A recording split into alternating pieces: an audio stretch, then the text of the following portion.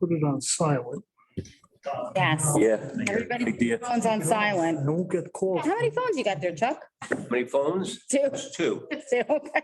Trying to make sure that they both are On silent? off. Okay, good.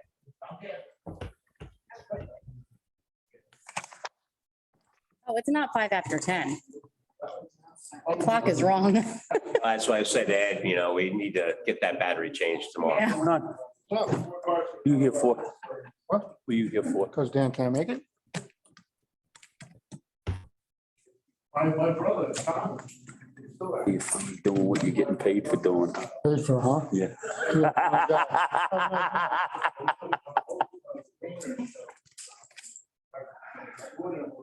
Oh, you moved up the thing much closer. Yeah, I had because Kevin Cook. I've been unable to see At anything. least I could see a little bit of their Yeah. profile maybe.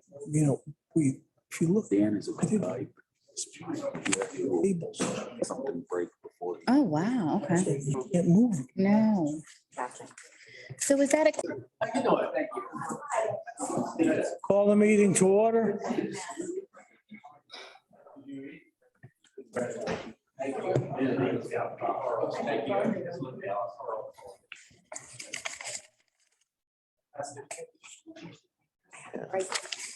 May we have a reading of the meeting notice, please? Yes.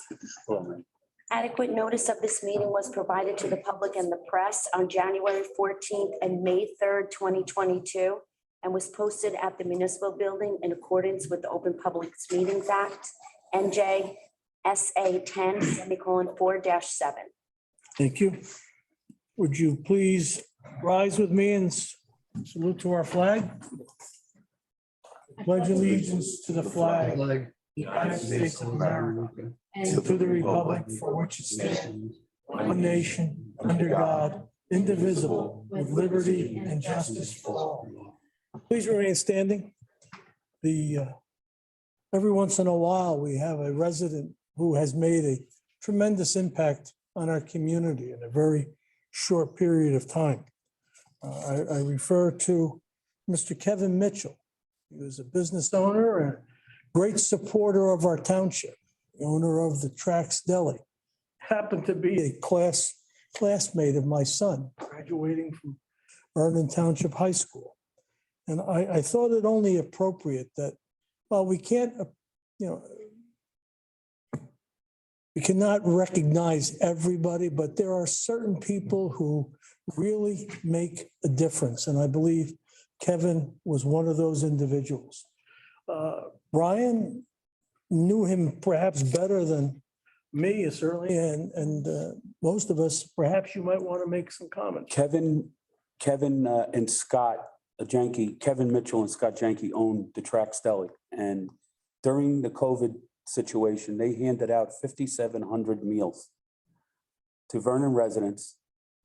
No matter where you were, no matter what happened, he took care of people. And I always think that that is the most caring thing in the world, is to feed people. And I would like to thank Kevin posthumously for being a great son of Vernon. And I would like to thank his family for them allowing us to share with Kevin the great part of Vernon Township, and that's the togetherness that we have here. And I miss my friend. Thank you, my friend. Thank you, Brian. So with that, we'll give him a moment of silence.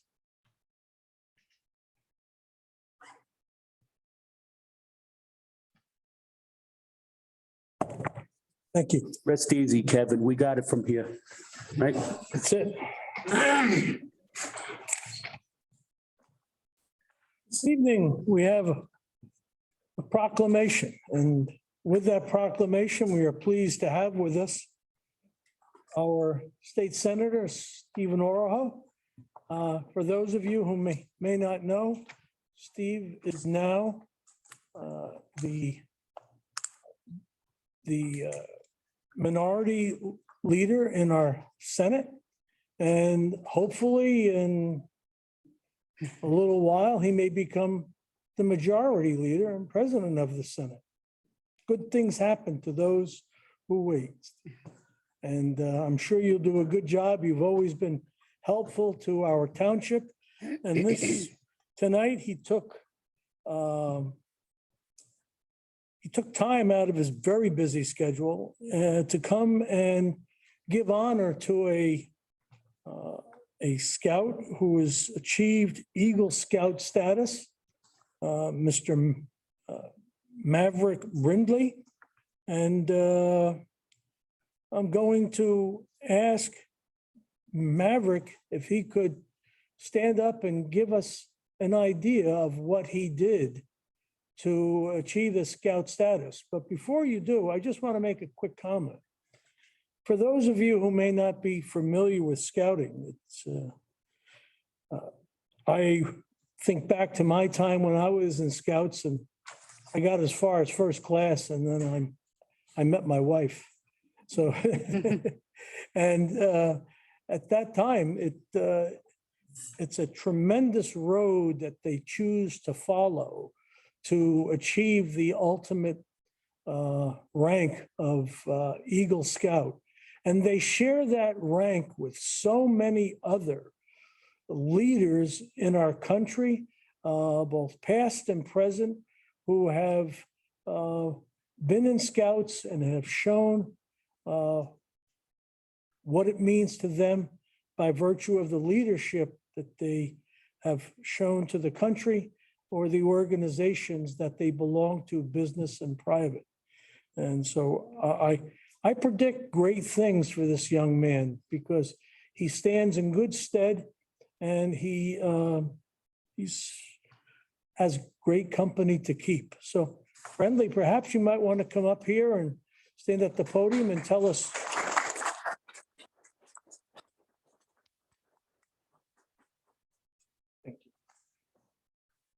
So what I had to do for my Eagle Scout project? Yes. Okay, so what I did was I worked with the Vernon Historical Society to construct a interpretive signage on Route 94 for the Western Highlands Scenic Highway. And in that, what we did is it's a 3-panel sign that's by the Vernon, the Farmers Cooperative. And what it is the center sign has information about the byway, like where it is, what it's about, what is available, and a big map that shows all these different historical and recreational spots that are along the byway. And we also have a sign that showcases 3 different historical farms that are in Vernon: the Henchman Rickey Farm, Meadowburn Farm, and High Breeze Farm. And then there's this panel for the Historical Society or the owner of the farm there to put, various events or, things that are going on there. And it took quite a bit of work, but it was overall a good experience, having to go through the whole process of planning and, getting people to me to actually set this thing up, order it, design it, and put it in the ground. So it was a good experience. Good, thank you very much. I'm Very sure impressive, it's appreciated. very impressive. Yes, it Thank is. Before you go, please, I'm going to ask your mom and dad to please come up, and perhaps Senator Oroho can stand with you. And Brian? You want me to go down there? No, read it over here. So Read it over here. Okay. microphone, yes. I say that Senator Orho is also a brother firefighter from the Highland Lake Fire Department. So he has some roots here. Hey, Mr. Lynch was my boss. You didn't listen. You listened well. Whereas since the establishment in 1911, the Eagle Scout Award represents the highest ranking within the Boy Scouts of America. And whereas qualifying for this prestigious badge requires considerable perseverance, hard work, and dedication, which few scouts attain. And whereas Maverick Brindley, a member of the Boy Scout Troop 283 in Vernon, graduated from Vernon Township High School in 2021 and is currently attending Rensselaer Polytechnic Institute for Civil Engineering. Whereas Maverick has fulfilled his major community Eagle project by designing and creating a beautiful and professional tri-panel glass and metal sign for the Western Highlands Scenic Byway that maps out the byway location and provides historical information on the area farms. This is presently located on the byway at the Valley Farmers Cooperative on Route 94. Whereas through hard work, loyalty, community service, and helpfulness, Maverick has realized his goal of achieving the rank of Eagle Scout. Now therefore be it proclaimed by the Township of Vernon that sincerest congratulations are hereby extended to Maverick Brenly for his commendable achievement in realizing his goal of receiving the prestigious Eagle Scout Badge Award as a member of the Boy Scouts Troop 283. Presented May 23rd, 2022. Howard Burrell, Mayor. Patrick Rizzuto, Council President. Thank you very much, Brian.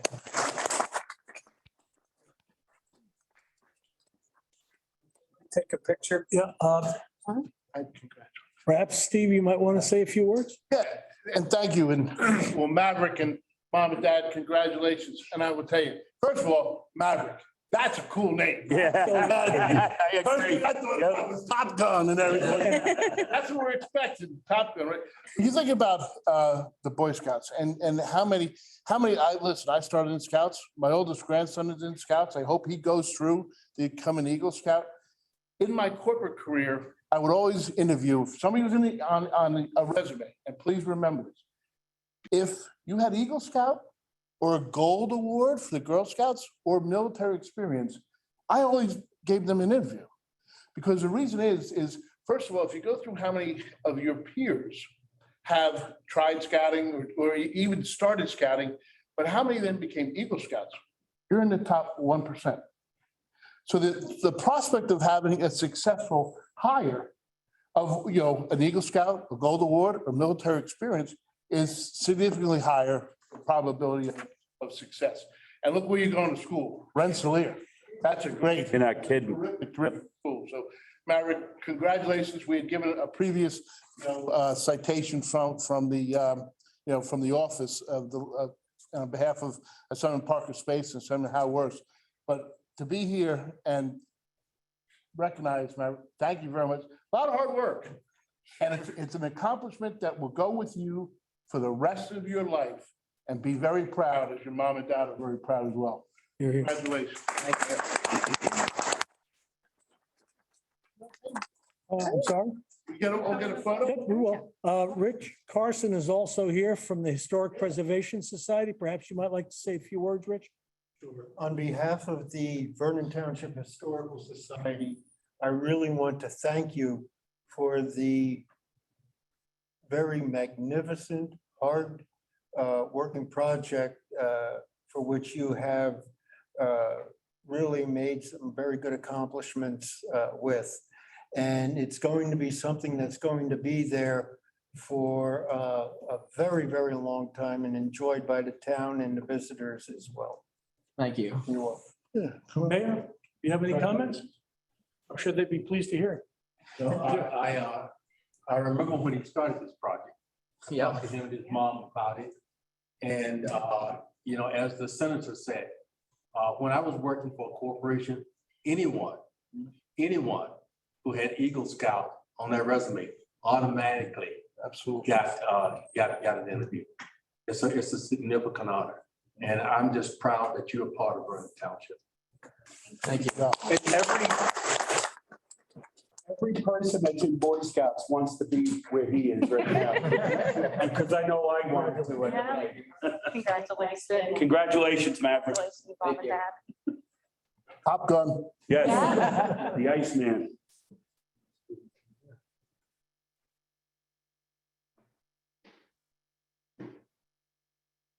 Thank you.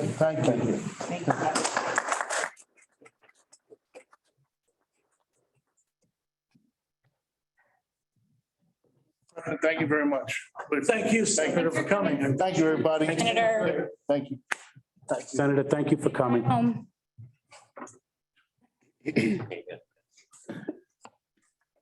Yeah, good to see you. Thank you. Hey, boss, go through. All right. Nice to see you. In my haste to honor this young man and to observe a little rapidity for the senator's schedule, I forgot to, or I omitted calling the roll call. May we have the roll call, please? Vice President Bucieri, Here. Councilmember Fury, Here. Councilmember Lynch, Here. Councilmember Shortway, Present. Council President Rizzuto. Here.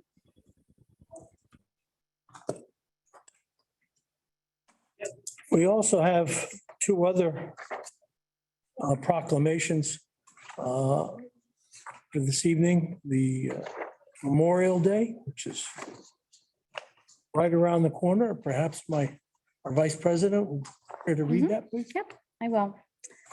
Memorial Day 2022. Whereas Memorial Day, originally called Decoration Day, is a day of remembrance for those who have died in service of the United States of America. And whereas, while it's difficult to prove conclusively the origins of Memorial Day, President Lyndon Johnson in May 1966 proclaimed that Waterloo, New York was officially the birthplace of Memorial Day. And whereas, regardless of the exact date or location of its origins, one thing is clear. Memorial Day was born out of the Civil War and a desire to honor our dead. It was officially proclaimed on May 5th, 1868 by General John Logan, National Commander of the Grand Army of the Republic, in his General Order Number 11. The 30th day of May, 1868, is designated for the purpose of strewing with flowers or otherwise decorating the graves of comrades who died in defense of their country during the late rebellion, and whose bodies now lie in almost every city, village, and hamlet churchyard in the land, he proclaimed. And whereas on the first Decoration Day at Arlington National Cemetery, 5,000 participants decorated the graves of the 20,000 Union and Confederate soldiers buried there. And whereas after World War I, the holiday changed from honoring just those who died fighting in the Civil War to honoring Americans who died fighting in any war. And whereas it is now observed in almost every state on the last Monday in May with congressional passage of the National Holiday Act of 1971. Now therefore, Council President Patrick Rizzuto, Mayor Burrell, and the Vernon Township Council do hereby honor our servicemen and women from every branch of the service who have served in all the nation's wars for their enduring dedication to the preservation of America and our way of life. Given under my hand in these free United States in the Township of Vernon, State of New Jersey, on this 23rd day of May, 2022. Thank you very much. Also, May happens to be Old Americans Month. There's a note. Older. Excuse me. Thank you. Somebody wrote over here, let Pat do it. So I'll read this proclamation.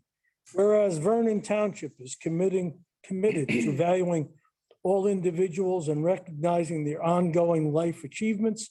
And whereas older adults in Vernon Township play an important role by continuing to contribute experience, knowledge, wisdom, and accomplishments. And whereas older adults are active community members involved in volunteering, mentorship, arts and culture, and civic engagement. And whereas our community can provide opportunities to allow our older citizens to continue to flourish by emphasizing the importance of elders and their leadership, by presenting opportunities for older Americans to share their wisdom, experience, and skills, and recognizing older Americans as a valuable asset in strengthening American communities. Now, therefore, Mayor Burrell, Council President, and the Vernon Township Council do hereby proclaim May 2022 to be Older Americans Month in Vernon Township. We urge every citizen to take time this month to recognize older adults and the people who serve and support them as powerful and vital citizens who greatly contribute to the community. Given under my hand in these free United States in the Township of Vernon on this 23rd day of May, 2022, and to which I have caused the seal of the Township of Vernon to be affixed and have made this proclamation public. Howard Burrell, Mayor, and Patrick Rizzuto, Council President. Thank you.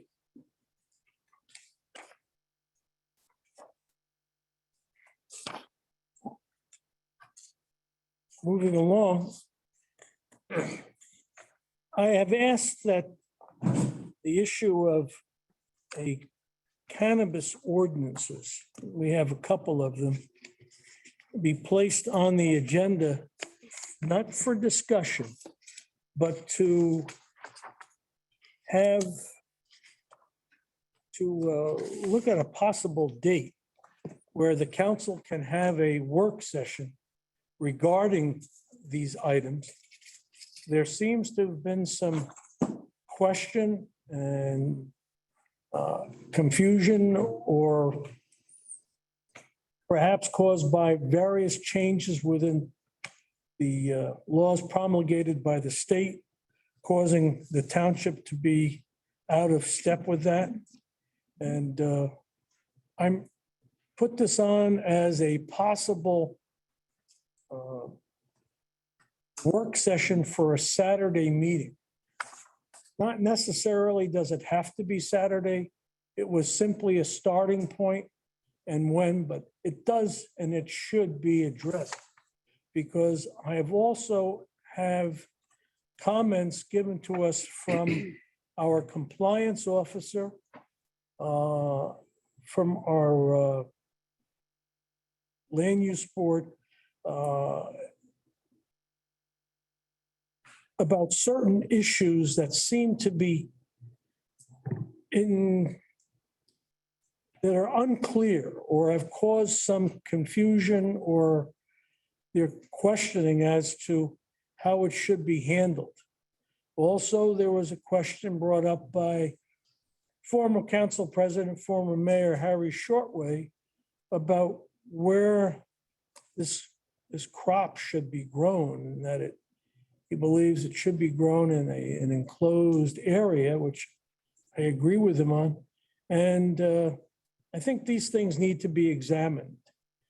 So if I can open the discussion by saying that Saturdays are difficult in the summer, it's still early spring. It doesn't necessarily have to be at that time. It could be an early council meeting strictly on this particular item, say at 6 o'clock, and we can address it and hopefully bring resolution to the questions that have been raised. So I open the floor to comments from council members. I agree. I think it's something we definitely need to discuss more in depth. I think a single purpose meeting is a good idea. I have everyone's got a calendar, so I don't mind pulling up my calendar and looking to see what I have available. If we could decide that, I think that would be great, because there's a lot of information we got here in that packet you referenced, Pat, that I think we need to talk about and make sure that the ordinance reflects what Vernon wants and protects our community.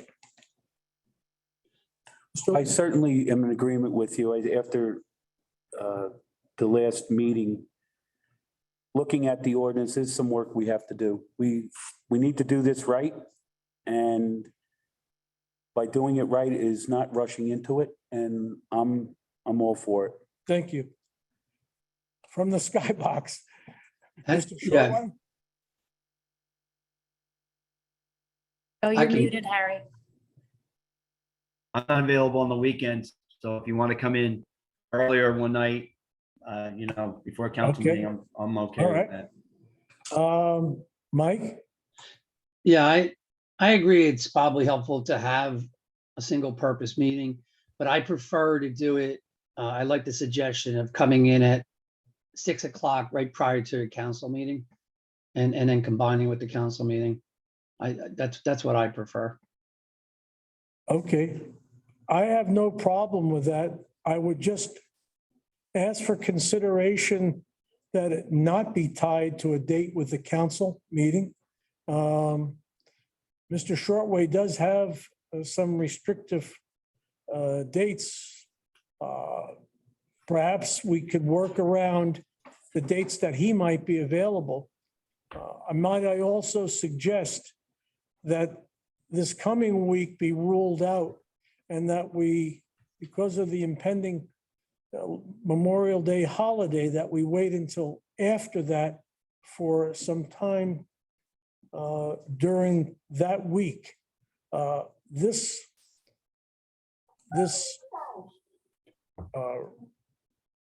ordinance is not due to be reintroduced until our meeting of the 13th.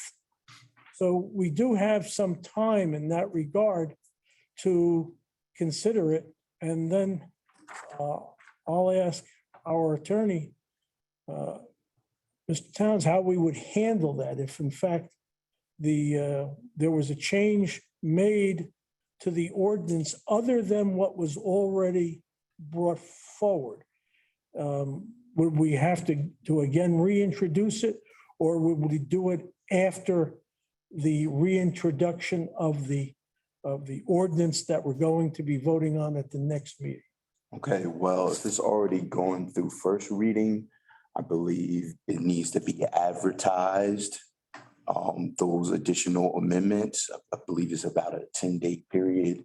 And then you could vote on a second reading of your amended ordinance. Okay, the ordinance that we have coming up on June 13th is an amended ordinance. So it's coming up then for its first reading as an amended ordinance.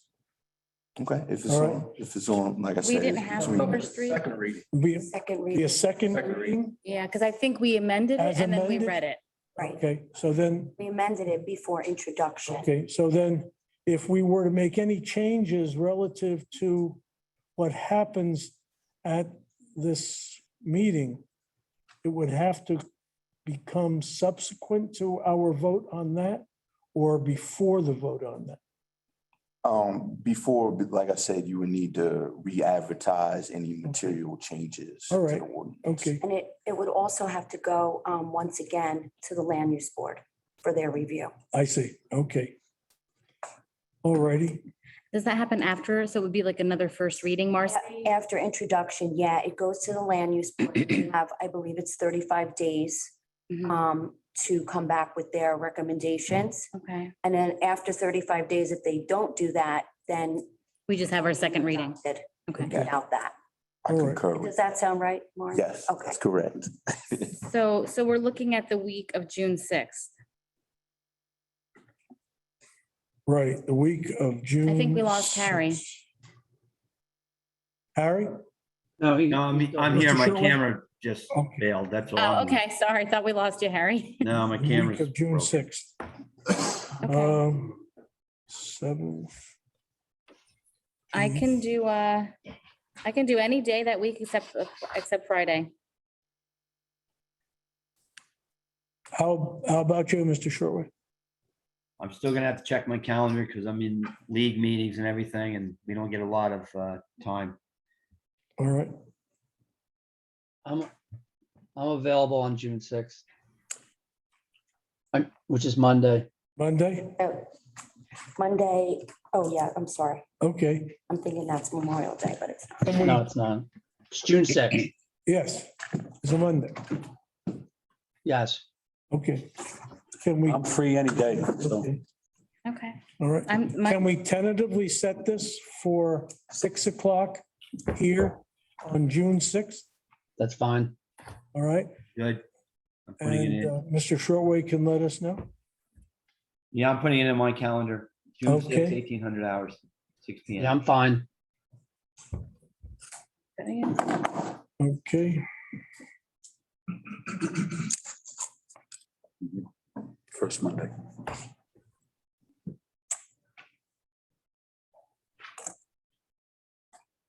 Okay. Oh, you know what? We can't do June sixth. Oh, we can't? Because the 7th is election day and we will have Oh, a you ton could- of election equipment. I see. Okay. Yeah, I'm just. How about that Thursday? 9th, Yeah. that would be fine. Can you do the 9th, Mike?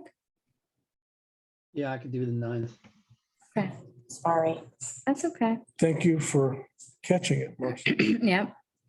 That'll also be at 6 PM, Yes. June 9th. Mhm. That works out for me too. Good. Thank you Yeah, very that's much. Move along.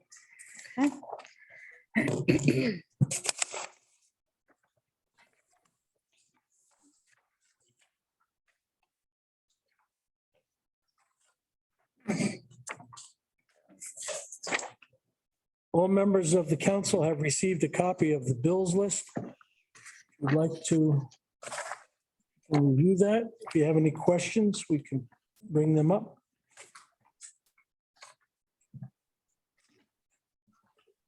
I have no questions, Pat.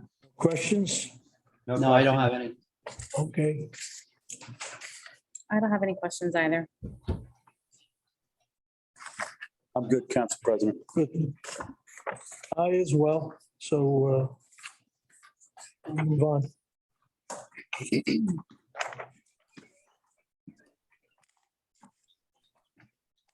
Thank you.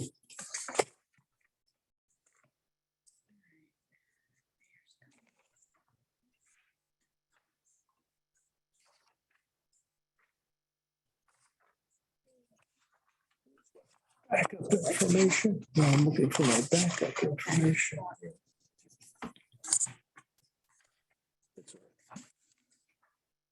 Moving along, may we have comments from the mayor? Thank you very much, Mr. Council President and other council members. My comments tonight consist of reminders of 2 civic events that will take place before the next public council meeting and 4 updates for the council and the public. I take this opportunity to remind the Vernon family of the following 2 important events that will take place in our town before the next council meeting. Event number 1 relates to the fact that after being halted by the COVID virus for the last 2 years, on next Monday, May the 30th, our VFW post number 8441 will resume their annual tradition of hosting a town Memorial Day parade. That's great news. This year's parade will begin at 10 a.m. at the Dairy Queen on Route 94. And will travel down Route 94 to Church Street, past the Municipal Center, down to Vernon Crossing Road, to Veterans Memorial Park, where a Memorial Day ceremony will be held.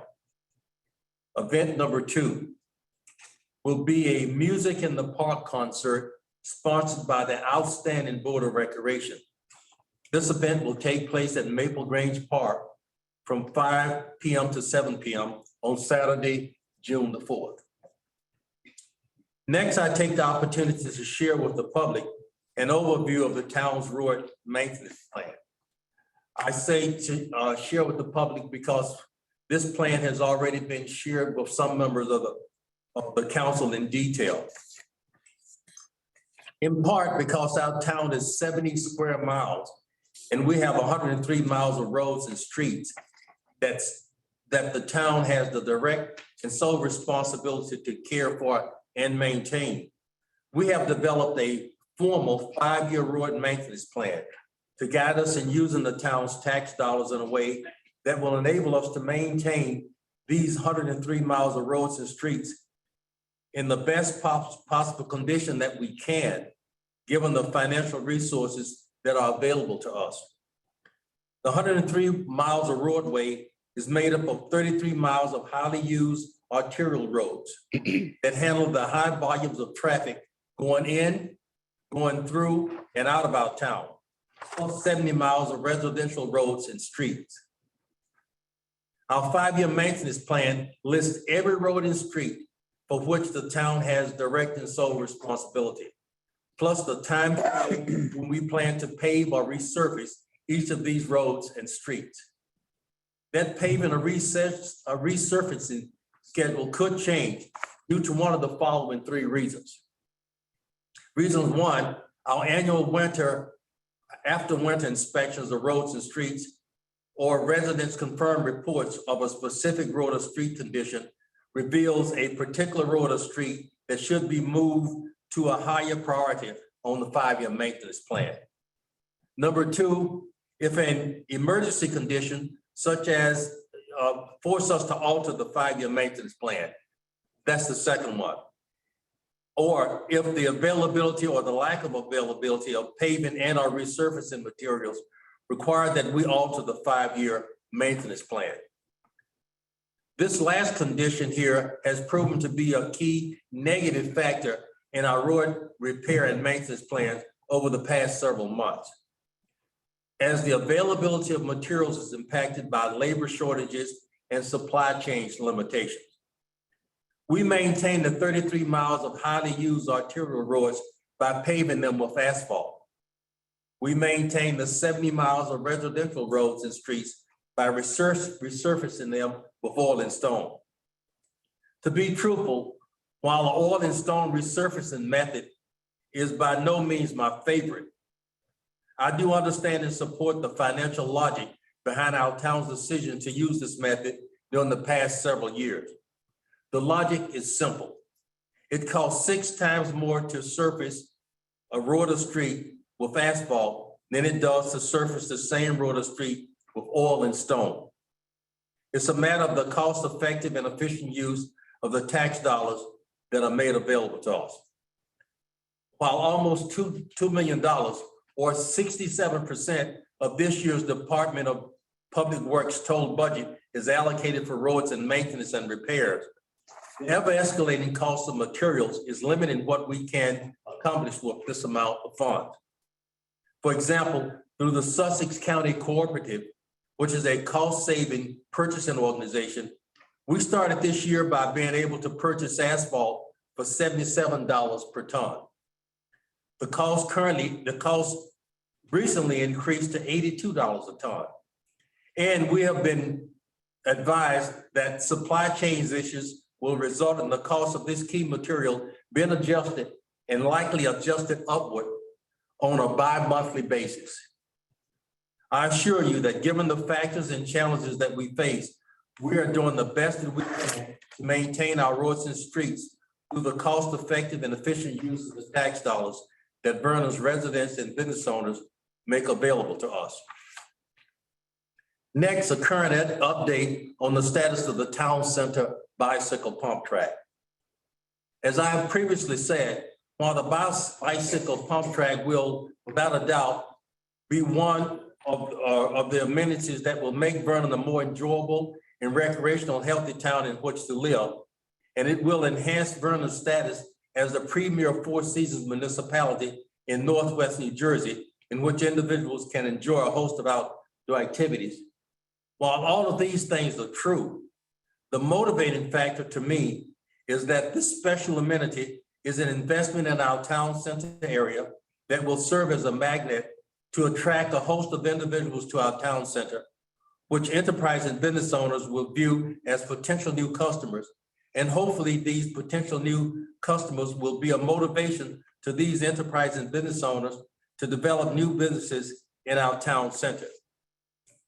The following are 8 summary update points, which will reveal where we stand at this time with moving forward with this investment.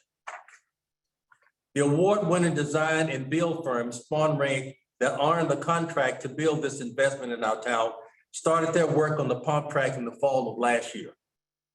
The first portion of that work included the preparation of several proposed designs of the pump track and reworking and amending those designs until one was finally approved by the town.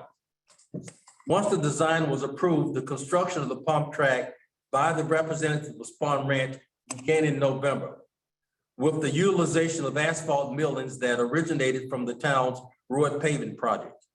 These millings serve as the foundation of the pump track. They will be a key part of the base for the final asphalt track surface. Because cold weather is not conducive to the placement of the final pump track asphalt surface, Spawn Ranch had to suspend their work activities during the winter months. Final work activities such as paving the final asphalt track surface, installing drainage and preparation of border areas will resume this spring as appropriate weather permits. In preparation for starting the final construction phase of the pump track, Spawn Ranch has already delivered some of the prefabricated parts that will be used in the pump track's construction and will be mobilizing additional equipment and materials to the site prior to the restart of work activities. The current plan of action calls for Spawn Ranch work activities to resume at the construction site during the last week of this month. Weather permitting, we anticipate the construction of the town center pump track will be completed by the end of June. Just as our town did after the construction of Maple Grange Park and the completion of other municipal contractor projects, there will be some things that we will have to do as part of the town's acceptance of its responsibility for the appearance of municipal facilities and the reasonable safety of these facilities before anyone uses them. At this point in time, we anticipate a formal summer time opening of this town center amenity. Next, a current update on the status of the town center walking and biking trail. A large amount of documented positive and credible civic and commercial data reveals that in other communities throughout our nation, like Vernon Township, where their town center areas exist along busy, heavily traveled state and county highways that make it not safe for residents and visitors to leisurely walk or bike. In other communities throughout our nation like Vernon, planned amenities like our planned walking and biking trail serve as strong attractions and catalysts to bring a host of individuals and potential new customers into the town center area, and that these potential new customers often serve as a motivation to enterprising business owners to develop new businesses in our town center. My commitment to reasonable investment in our town center area has been and still is motivated by the simple fact that we need town center commercial development in order to provide more municipal tax dollars to help our homeowners share the cost of an effective and efficient municipal government, and to provide our residents the additional services and conveniences that they need and that they want. After reviewing the results of 5 bids received from contractors who desire to construct the trail, 2 appropriate municipal providers, those being our town center engineer and our qualified purchasing agent, recommended that the municipality award the construction contract to the firm that met the criteria as the lowest responsible bidder under the New Jersey Local Public Contracts Law. And on December the 13th, 2021, by resolution 21-286, the council approved my recommendation that a contract to construct the trail be awarded to Solomon Brothers, which is located in Netcom, New Jersey. Solomon Brothers started their work on the trail on May the 17th. They are on schedule to complete their work on or before the July 1, 2022 completion date that's listed in the contract. And lastly, at the last council meeting, the council president demanded that I give him an answer as to who owns the street Black Creek Drive in our township. So I'm going to respond to that tonight. Research of municipal records on this question reveals no indication that this has been a question that has ever come before the town's governing body, or that any town official has been concerned about, that is before now. And it's notable that this includes the 2011 through 2017 period when the council president previously served as a council member. So the real question is, why has the council president chosen to make a big pressing issue of this matter at this time? I believe that the truthful answer is that this certain concern is simply another part of the council's president's strategy to actually stop the pump track. He's made no qualms of the fact that he'd like to kill it. And I understand that. We disagree on that. This conclusion is supported by the fact that the question of who owns Black Creek Drive first came to my attention in early April, when I was shown a Facebook post which proposed using the question of the ownership of Black Creek Drive as a way to, quote, kill the pump track. Because this post was, number one, made on a Facebook page that's owned and managed by an individual who almost never has anything positive to say about our town. And number two, made on a Facebook page for a negative conspiracy theories and rumors are not only born, but are promoted. Because of this, I didn't really take this question seriously. However, when a few days later, the council president called the municipal engineer and asked him about the ownership of Black Creek Drive, it was then that the mayor's office asked the municipal engineer to review the appropriate documents in an effort to answer the question of the ownership of this town road.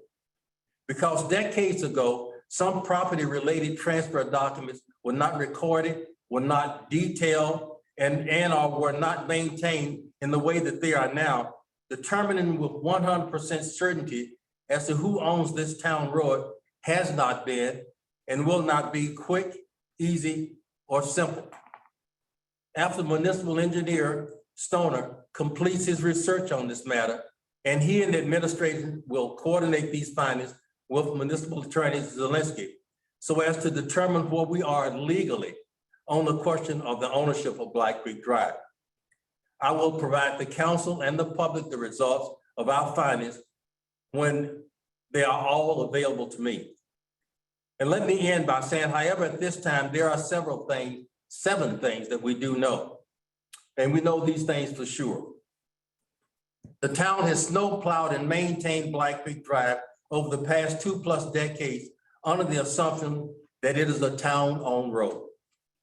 Municipal records show that during the period over the past 2 decades, no member of our town's municipal governing body has ever officially expressed any doubt or concern as to if Black Creek Drive was a town-owned road, nor has any member of our town's municipal governing body ever complained about the town spending taxpayer resources for the snow plowing and the maintaining of Black Creek Drive.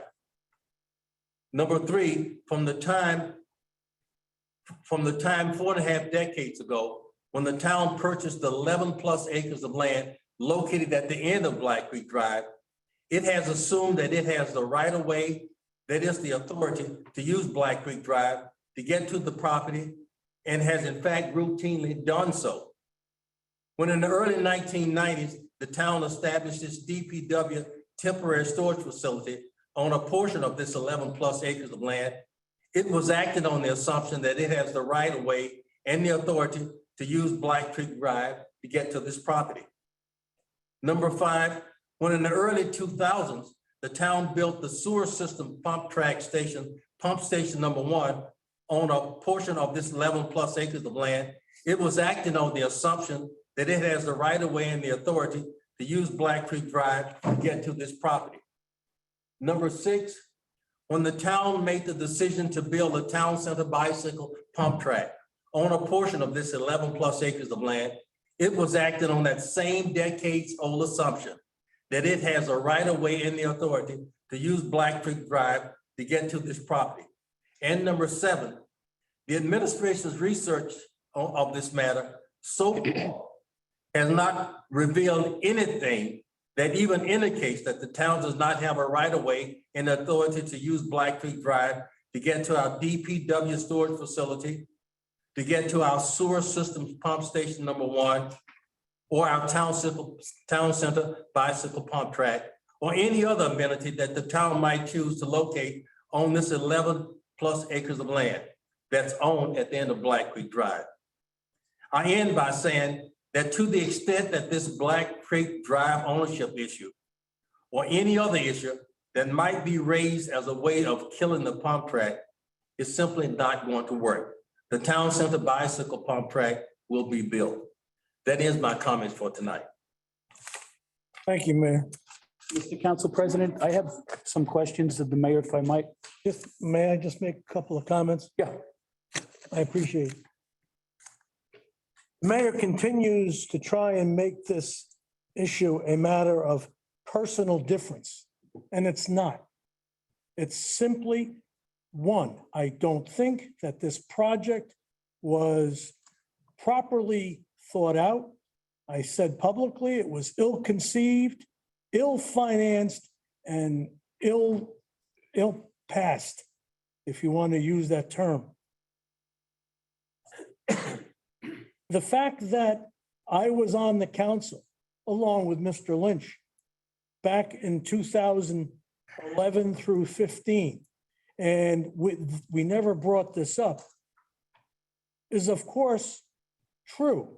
But it's true because we never had any intention of citing an amenity, as you call it, down in that particular area. You did maintain it, and I'm sure much to the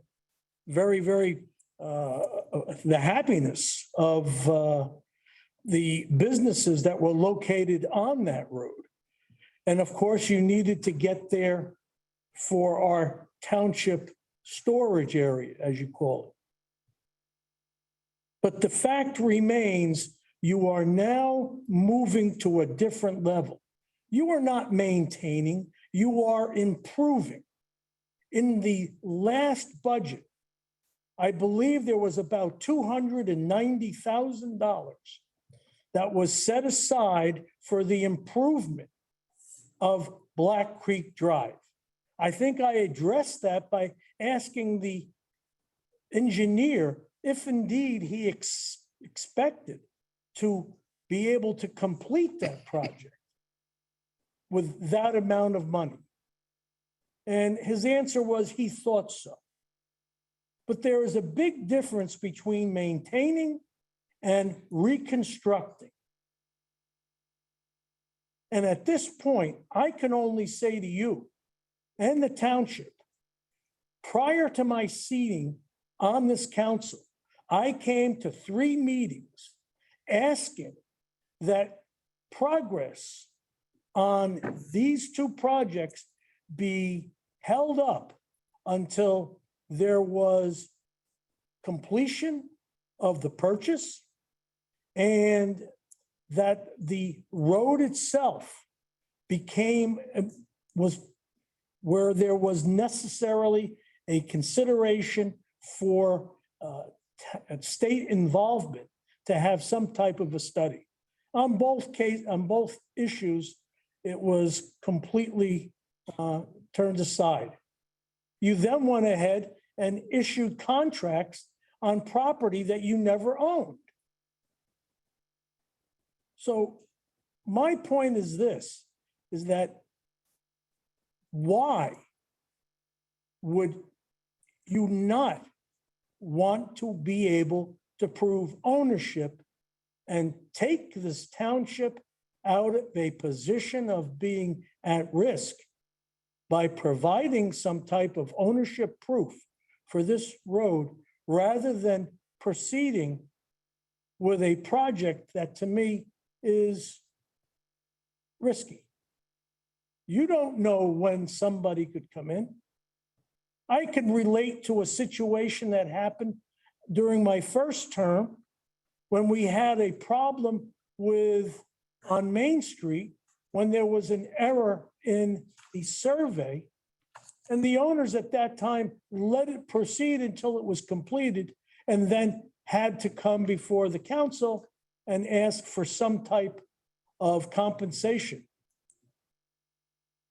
So trying to make this issue a personal issue is not going to work. It's one simply of a case of too much money. And I don't believe that what you're saying, that these 2 projects will bring the type of commercial following you hope it engenders. Mr. Lynch, please go ahead. Mr. Mayor,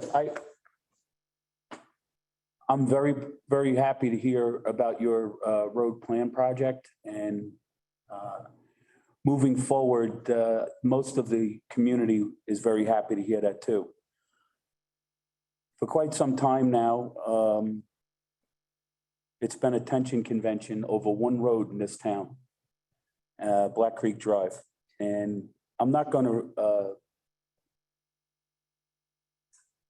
say the same things that Council President Rizzuto brought forward. My opinion of this is, are we going to cease work there until we find out these legal answers, or are we going to continue to work through the legal answers? That's the question I have.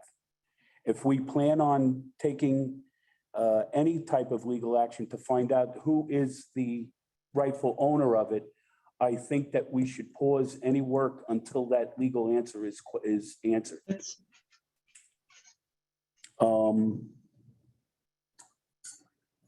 not looking to make any more tension here than it needs to be, but that question really does hit home with a lot of people. We don't want to be putting money towards something that we don't know if we own or not. And that is all I have. I do want to echo what Mr. Lynch said about the 5-year road maintenance plan. I do appreciate that. I know that's a question that I've heard a lot from members of our community. We've talked about it here. I know we have a great DPW that I'm sure will work the plan, and I appreciate your updating us that information, Mayor. I listened to what you said about Black Creek, and you had 8 points. And I believe each of the 8 points were based on an assumption. That was your word. And I don't think we should spend taxpayer dollars to the tune of almost 300,000 of possible improvements to a road based on an assumption. I actually live on a private road in Vernon. The town doesn't take care of my road.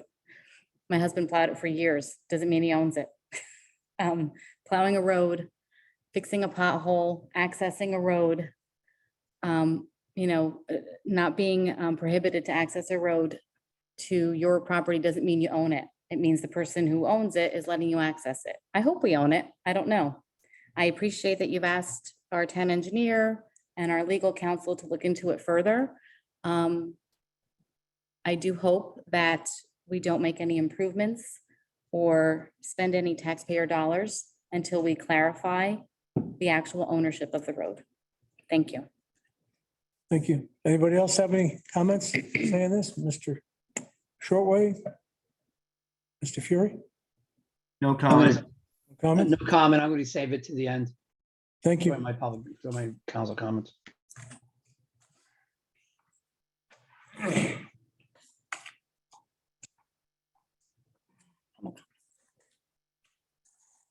Moving to public comments, may I have a motion to open the floor to public I'll comment? make a motion. Motion made by Mrs. I'll second it. Seconded by Mr. Fury. Yes. Roll call, please. Sure. Vice President Bucieri, Yes. Councilmember Fury, Yes. Councilmember Lynch, Yes. Councilmember Shortway, Yes. Council President Rizzuto. Yes. Motion carries. Floor is open to the public for comments and questions on the agenda items only. If you have any comments on that, please step to the podium. Give us your name. There's a sign-in sheet, I believe, that's someplace there. If you could give us your name and sign in on it. We appreciate it.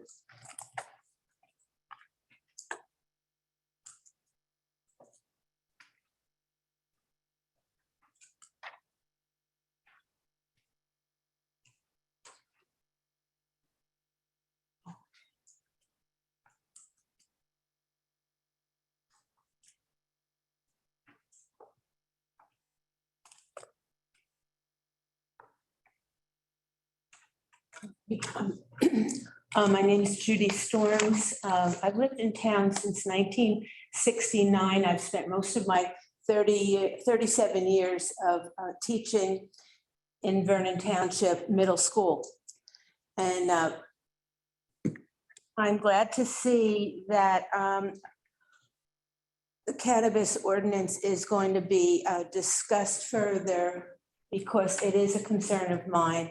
While over my years of teaching, I always heard about cannabis being a gateway drug.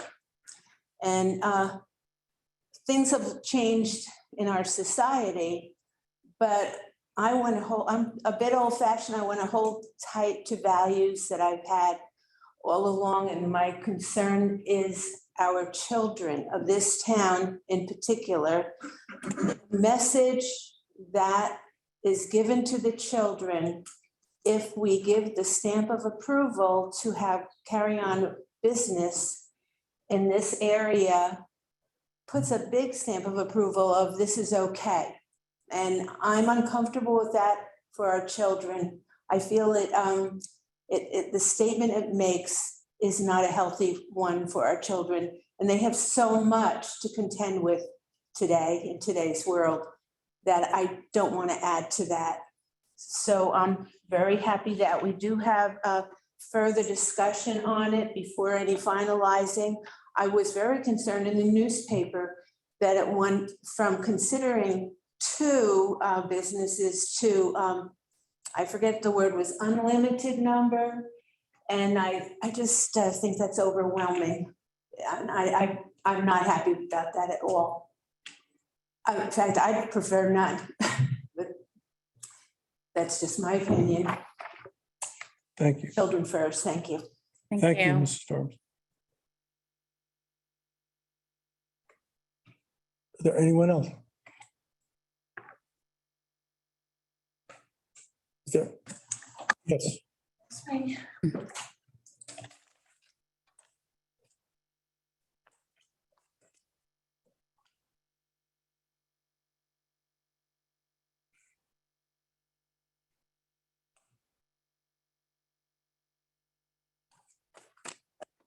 Okay, I only have this and this, so if I go over my 3 minutes, it won't be much longer over.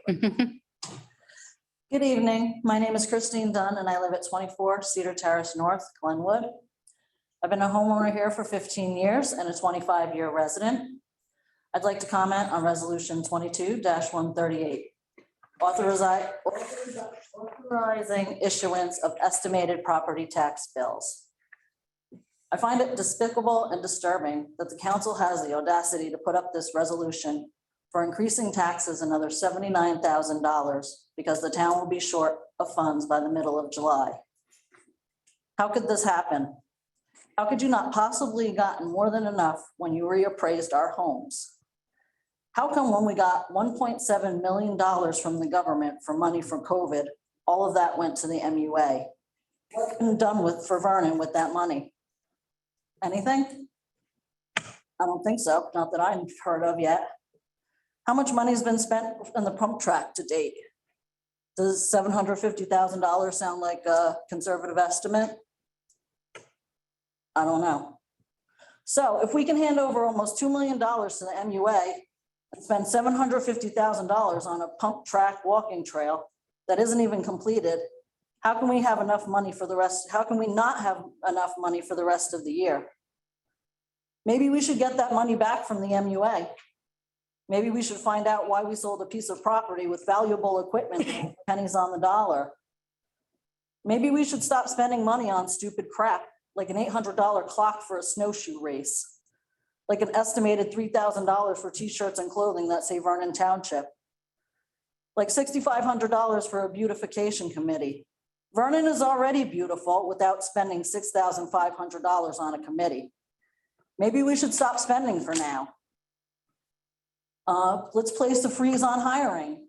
Tonight in new business, there's a discussion to spend money on a new DPW position of Assistant Director of Public Works. Then what are we gonna do when we hire this person? We're gonna raise our taxes again to cover this position? Why does the Director of Public Works need an assistant? My taxes increased $1,400 this year, the largest tax increase I've ever had. I'm paying almost $7 grand for a modern house, for a modest house, on less than a quarter acre of property. And I haven't seen any noticeable improvements in Vernon for the past 25 years. And now you're trying to get more money. It's just not right. There's no transparency in this town. No one ever gives you a direct answer. When questioned, the mayor can't even tell you the price of something when asked. Even the town lawyer doesn't want to discuss business in front of the taxpayers. Why not? We pay a salary. We have every right to know, especially if the lawyer says that something shouldn't be discussed in public. Can you wrap Thank this up, please? Can we wrap this? Thank you. My point is, where's all this money going? Your solution should not be a burden to the residents of Vernon with more taxes. Figure out with the money we do have. I came here tonight to personally look at each council member in the eye when they vote on this resolution, and I want each member to look at me when they vote. I would all stop treating Vernon, stop Vernon from being a trail to nowhere. Thank you. Ed, give me a few moments with you. I read this resolution. You're right to be concerned. However, I just want to assure you that is not an increase in tax. This is something that is done virtually every year. What happens is that this quarter, we find ourselves moving to a position where we need the money, but the county has not struck a new rate. So we have to consider that when we send out the tax bills. Once in a while, you'll probably see an estimated bill come out. That's as true as if it was a non-estimated. What it represents is the fact that we don't have the new tax rate, so our tax assessor and CFO get together and they estimate what the tax is going to be. Then the following quarter, if there's an overestimate, and it usually turns out that way, your next quarter is always lower. And that also has to do with the way the school board handles its budget as well. So I know you're concerned. I get concerned about these things too, all right? Because I think taxes are inordinately high and I'm doing whatever I can to try and reduce them. But I don't want you to think that we're trying to slip something over or that the administration is. Mayor, is my explanation somewhat on target? It is on target. Okay, Council President. so it's not like we're raising taxes. It's simply, we don't have the new rate, which is provided to us by the county. They're the people that strike the new rate, and then we go ahead and compute our tax dollar needs with that rate, and we send out the bills. When you don't have it, we can only estimate it. So I hope that gives you pause and makes you feel a little bit better. On some of the other issues, I'm with you all the way. Thank you. Thank you. Is there anyone else?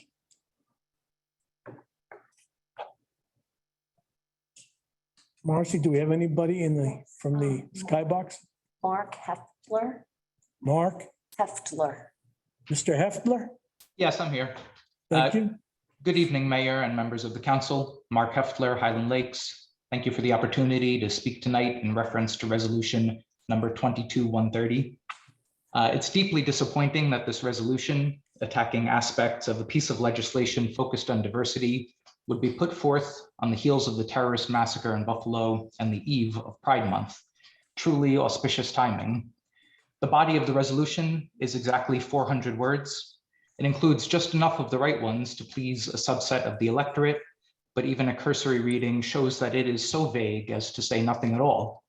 It relies on the boogeyman of some eyes-only curriculum excerpts without citation, without quotation, without reference.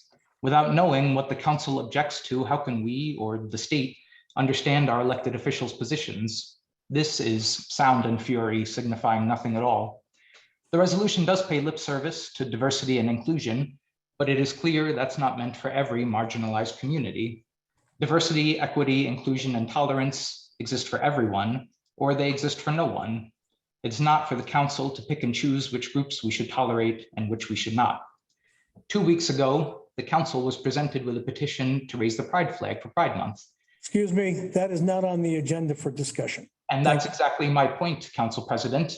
It was very savvy as the final arbiter of the agenda to advance resolution number 22-130 and not the Pride resolution. Doing so kills two birds with one stone, appeasing one group while slighting another. The underlying bill that the council is voicing opposition to was signed into law on March 1st, 2021, almost 15 months ago, and the exact same resolution verbatim was entered by West Milford in April of 2021, again, over a year ago. The fact that it is now being objected to in Vernon at the very next meeting after the council received the Pride petition would seem to speak volumes about its real purpose. Again, I'm going to stop you. That issue is not on the agenda. What is on the agenda is a curricular question that was brought up to us by not only members of the State Board of Education, who happens to live in a neighboring community, but has been very active and has a business with the community, but the state senator as well. So I ask you again, please confine your remarks to the issue at hand and not a gay pride agenda. Thank you. Fine, Mr. Council President. With the resolution currently before the council can show how tolerant they are of the members of the community. I hope each member of the council will vote accordingly, and I do thank you for your time and service to our community. Thank you.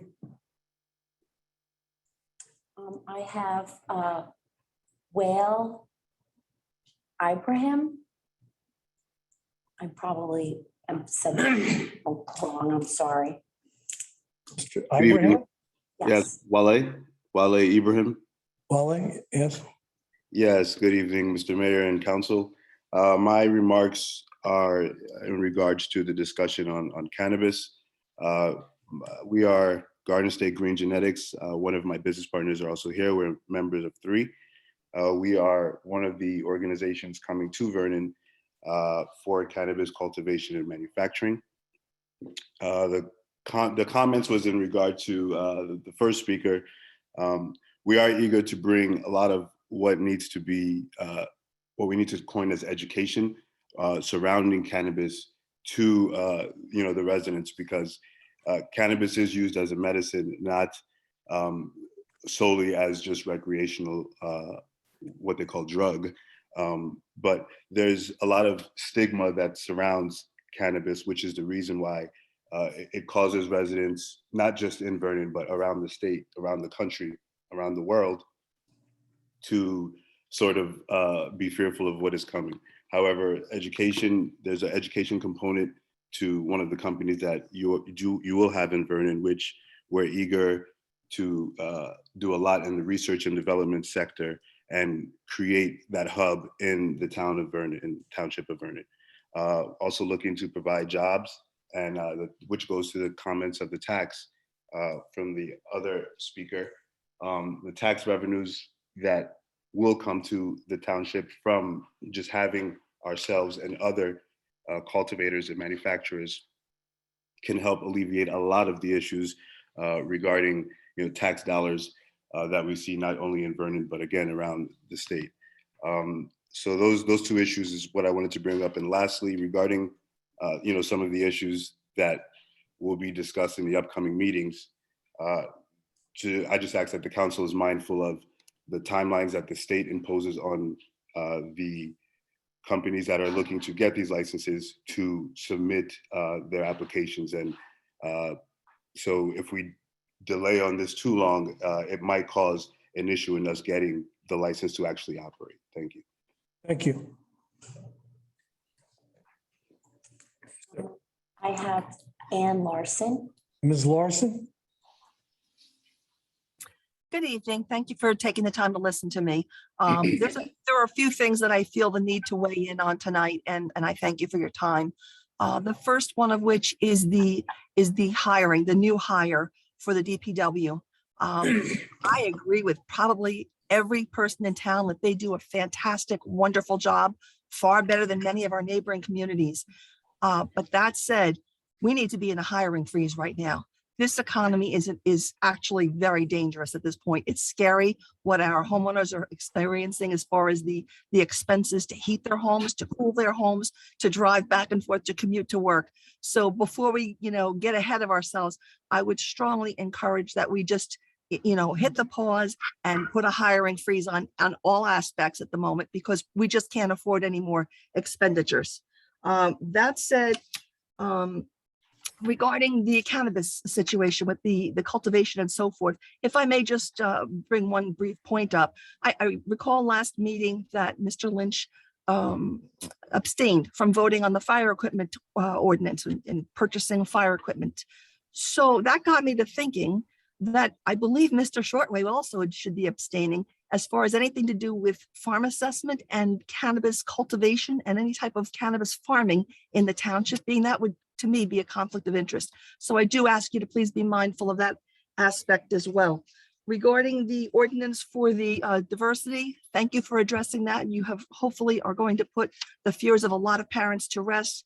There's no bias against anyone. All we want is to not talk to people's kindergartners about things they shouldn't be exposed to at 5 and 6 years of age. So thank you in that respect.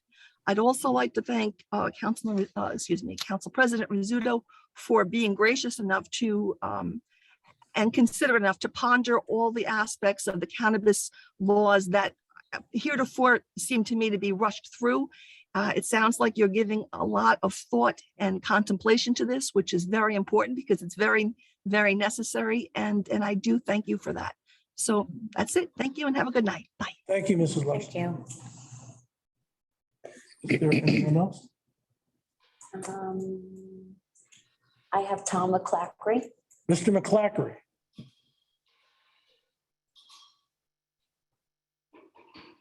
Hello? Mr. McClackery, are you muffled or muted, rather? Yeah, she just put it up there. Got to be faster on the trigger there. So yeah, this is about the cannabis ordinance, and it has nothing to do with Vernon. I just want to point out that people have a lot of concerns about traffic. Nobody wants to point out there sure is a heck of a lot of those Amazon blue trucks moving around. Nobody's complaining about those, or the FedEx and the UPS. Having said that, when you look at the neighboring counties, Orange County has 2 towns that have opted into the recreational sales. Council President, this isn't on the agenda. The cannabis ordinance. Is he talking? He's talking about roadways.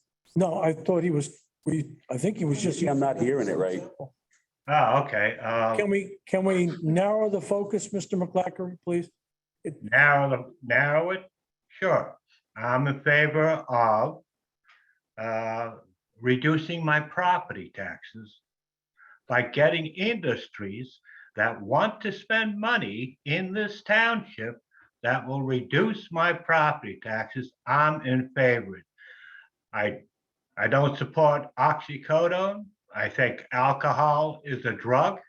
And I think Warwick Township is getting a $120 million enterprise just to grow marijuana. And it's going to generate 500 jobs. So you're damn right. That's my narrow point. I want my taxes lowered. Thank you very much. Have a good night. Thank you very much. Thank you. I have Bill. Bill? Yes. Bill? Thanks for taking the call. As far as the Bill, can we have your last name, please? it's the rest of. Thank you. As far as the cannabis, remember in the election, 61% of the voters voted in favor of marijuana legalization in the town. And the revenue it'll bring is significant. Okay, and then the other thing is, if you pass that resolution that Mark was talking about, we lose funding for the schools. Keep that in mind. That's it. Thank you. Is there anyone else? I don't have any other hands up. Sorry? No other hands up. Seeing no other hands up and seeing no one coming forward, I'll Wait, ask there's for a someone motion else? to close. You have someone? Mr. Stassi put her hand up, but Oh, I'm it's sorry. not up anymore. Oh, Oh, I don't see it. I'll ask for a motion to close the floor to the public. Motion. Motion made by Mr. Lynch. Is there a second? I'll second it. Seconded by Mrs. Bucieri. Roll call, please. Vice President Bucieri, Yes. Councilmember Fury, Yes. Councilmember Lynch, Yes. Councilmember Shortway, Yes. Council President Rizzuto. Yes. Motion carries. We have our consent agenda, resolutions number 22, 130 through 140. I'll read these. If anyone would like to have any of these resolutions separated out and voted on separately, I will, of course, be so glad to oblige. Resolution 22, 130, resolution of the Township of Vernon, County of Sussex, State of New Jersey, opposing certain aspects of Assembly Bill 4454, adopted into law March 1, 2021. Resolution 22-131, overpayment, Block 161, Lot 37, Wells Fargo Real Estate Tax Services. Resolution 22-132, refund overpayment, Block 446, Lot 15, Solarifi Title. Resolution 22-133, refund overpayment, Block 526, Lot 343, Karen L. Piper. Resolution 22-134, refund overpayment, Block 508, Lot 29, Foundation Title. Resolution 22-135, refund overpayments, various blocks and lots, CoreLogic. Resolution 22-136, resolution contracts with certain state-approved contract vendors, Bayer Ford State Contract A 88214.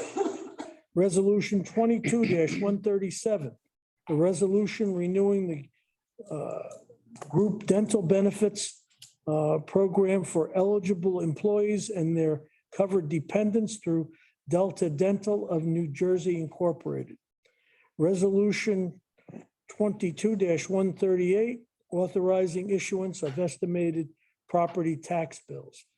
Resolution 22-139, resolution urging swift passage of S 330/A3804, which shall restore the energy tax receipts to municipalities.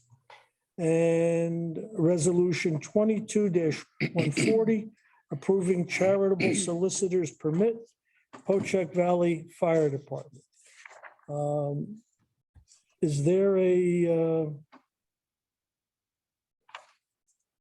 motion to, just one second, I think, are we missing one here?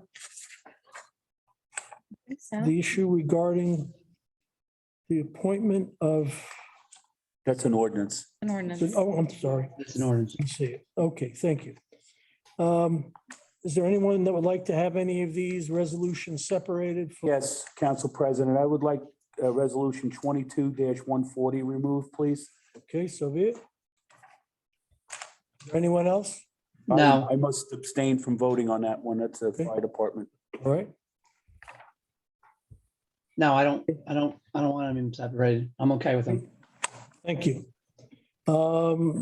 May we have a motion to introduce resolutions number 22-130 through resolution 22-139. I'll make a motion. Motion is made by Mr. Lynch. Is there a second? I'll second it. Seconded by Mr. Fury. Is there any question or comments on these particular motions or resolutions? If not, I'll ask for a roll call vote. Vice President Bucieri, Yes. Councilmember Fury, Yes. Councilmember Lynch, Yes. Councilmember Shortway, Yes. Council President Rizzuto. Yes. Motion carries. Now we have resolution 22-140, approving a charitable solicitor's permit for Poacher Valley Fire Department. May I have this brought forward as a motion? I'll make a motion.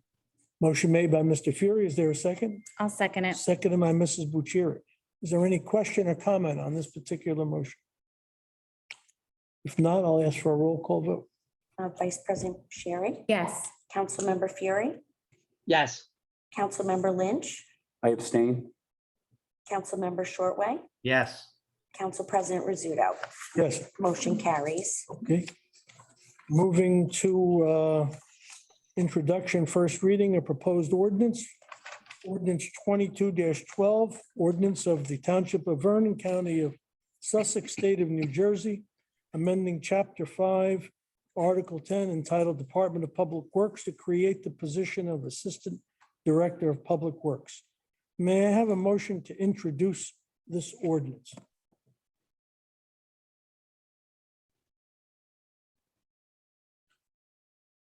Seeing no motion, no vote to bring this motion forward, I declare that it fails. Motion, ordinance number 22-09. The capital ordinance providing for various improvements by the Township of Vernon in the County of Sussex, New Jersey, appropriating therefore the sum of $323,000 and providing that the sum so appropriated shall be raised from capital improvement fund of the Township of Vernon. May I have a motion to bring this to the floor for consideration? I'll make a motion. Motion made by Mr. Fury. Is there a second? Second. Seconded by Mr. Shortway. Roll call vote, please. Now we have to open the floor to the Yeah. public. Any Oh, public yeah. comment? Yes, Second I know. I just wanted to bring this to the floor, Oh, I'm sorry. Sure. not for a vote.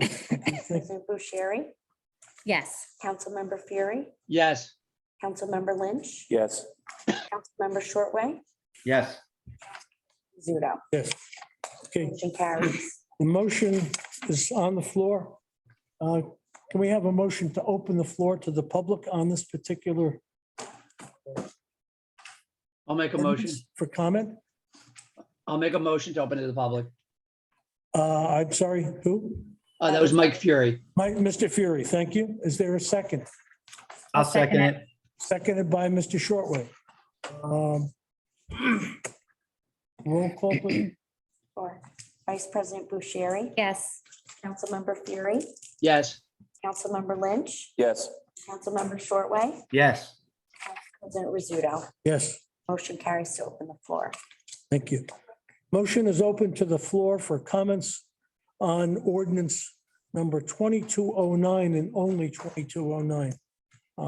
Please, if you'd like to make comment on this, please step to the podium and you're welcome.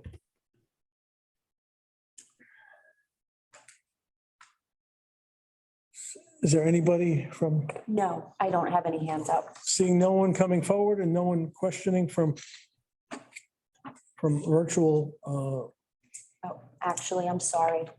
I have Mr. DeResta Mr. DeResta? up. Yes, sir.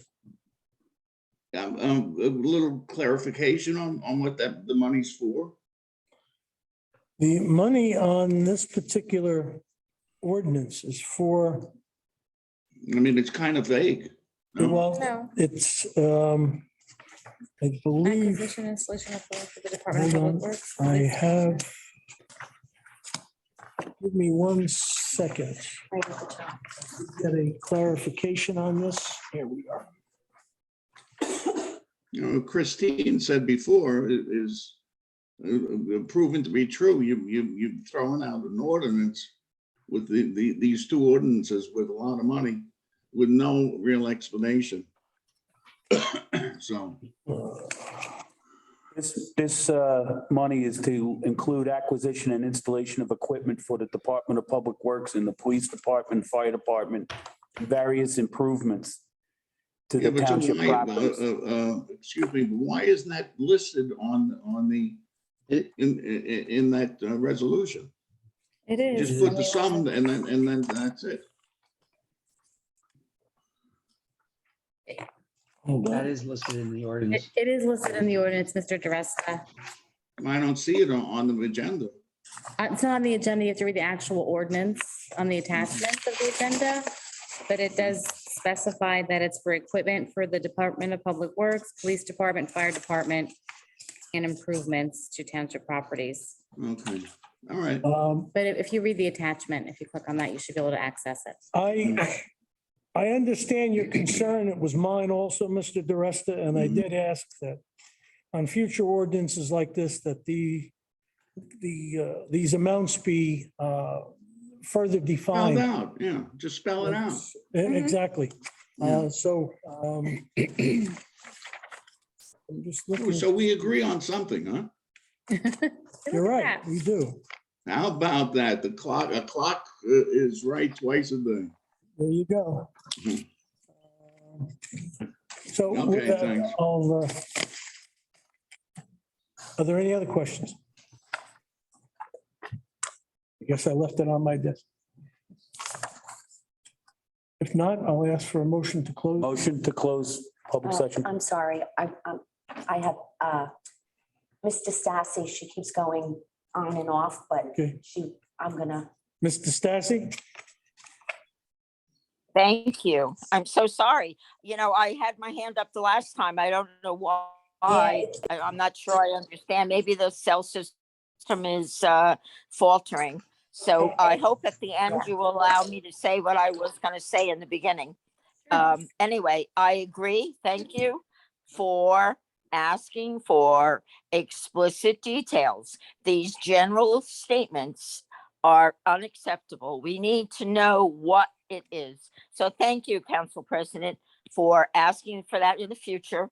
And that's all I had to say. Thank you. Is Ms. Bright online tonight? I don't think so. Yes, I am. Yes, Oh, I I'm am. sorry, Donna. It's okay. It's Ms. all right. Bright, we had this discussion earlier. Do you happen to have that breakdown on this particular ordinance that you sent me where we talked about this? I mean, I think I. Yeah, specifically for the capital ordinance. Yes, and you were kind enough to send it to me, and foolish me, I left it on my desk. It's So fine. if you could give us the breakdown. Sure. So again, these are estimated amounts, so I just want to be clear about that. So for plows, like for DPW, we have plows and sanders and a mower, and that totals 40,000. We have for the police additional equipment for the vehicles, that's billed out for their vehicles that they get, as well as new firearms, that totals 70,000.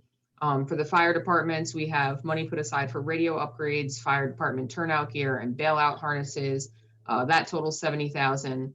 And improvements to township properties, what's planned are the card readers for the gas pumps that we're installing, as well as security upgrades for the doors that need to be done, and HVAC upgrades that are costly upgrades for the HVAC system. So we have 145,000 put aside for all of those. And then for animal control, we have money put aside for cat cages, for additional cat cages there. And that's 8,000. Thank you very much. I appreciate your help. Not a problem. Is there anyone else? I do not see any Okay. hands up. Seeing no one else come forward, may I have a motion to close the floor to the public on this issue? I'll make that motion again. Motion made by Mr. Lynch. Is there a second? I'll second it. Second by Mrs. Bucieri. Roll call, please. Sure. Vice President Bucieri? Yes. Councilmember Fury? Yes. Councilmember Lynch? Yes. Councilmember Shortway? Yes. Council President Rizzuto? Yes. Motion motion carries to close. Okay. The motion is on the floor. Do any of the council members have any questions or comments about it? No.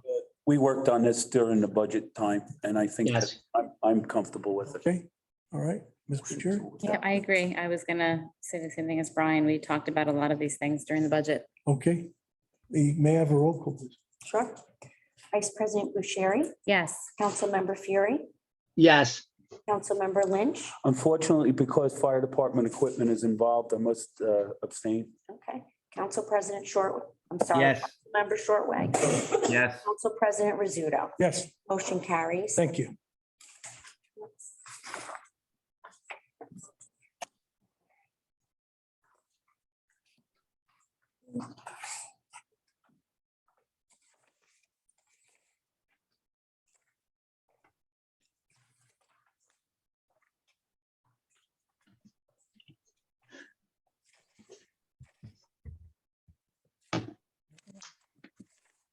Yeah, 2210. Right here. Thank you. Ordinance 2210.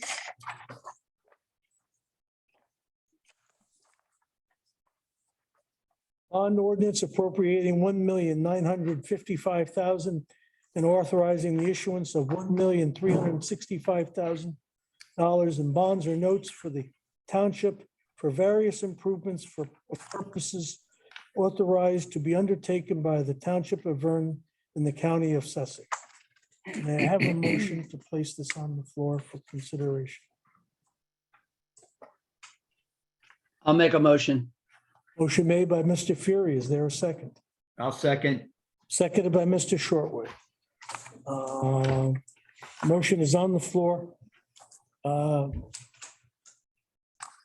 May we open, this is the second reading, so may we open the floor to the public for comment on this particular ordinance? I'll make a motion. Motion made by Mrs. Bucieri. Is there a second? I'll second it. Seconded by, who got in there first? Mr. Shortway? I'll give it to Mr. Shoreway. I'll give it to Mr. Shortway. Okay. Thank you. All in favor signify by, I'm sorry, give me a roll call vote, please, on that.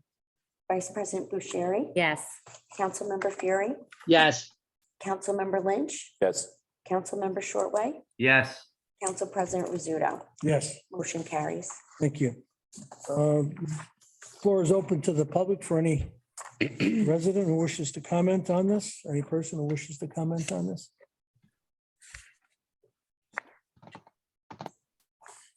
Seeing no one come forward, I ask, do we have anybody from Yes, Thomas McClackley. Mr. McClackery?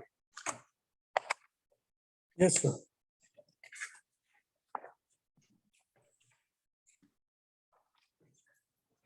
All right, I'll try that. Can you hear me now? Yes, sir. Okay, so basically, anything over, any increase in the township debt over $1 million in an annual year should be put before the voters so they can have their say as well. And that's all I have to say. Thank you. Good night.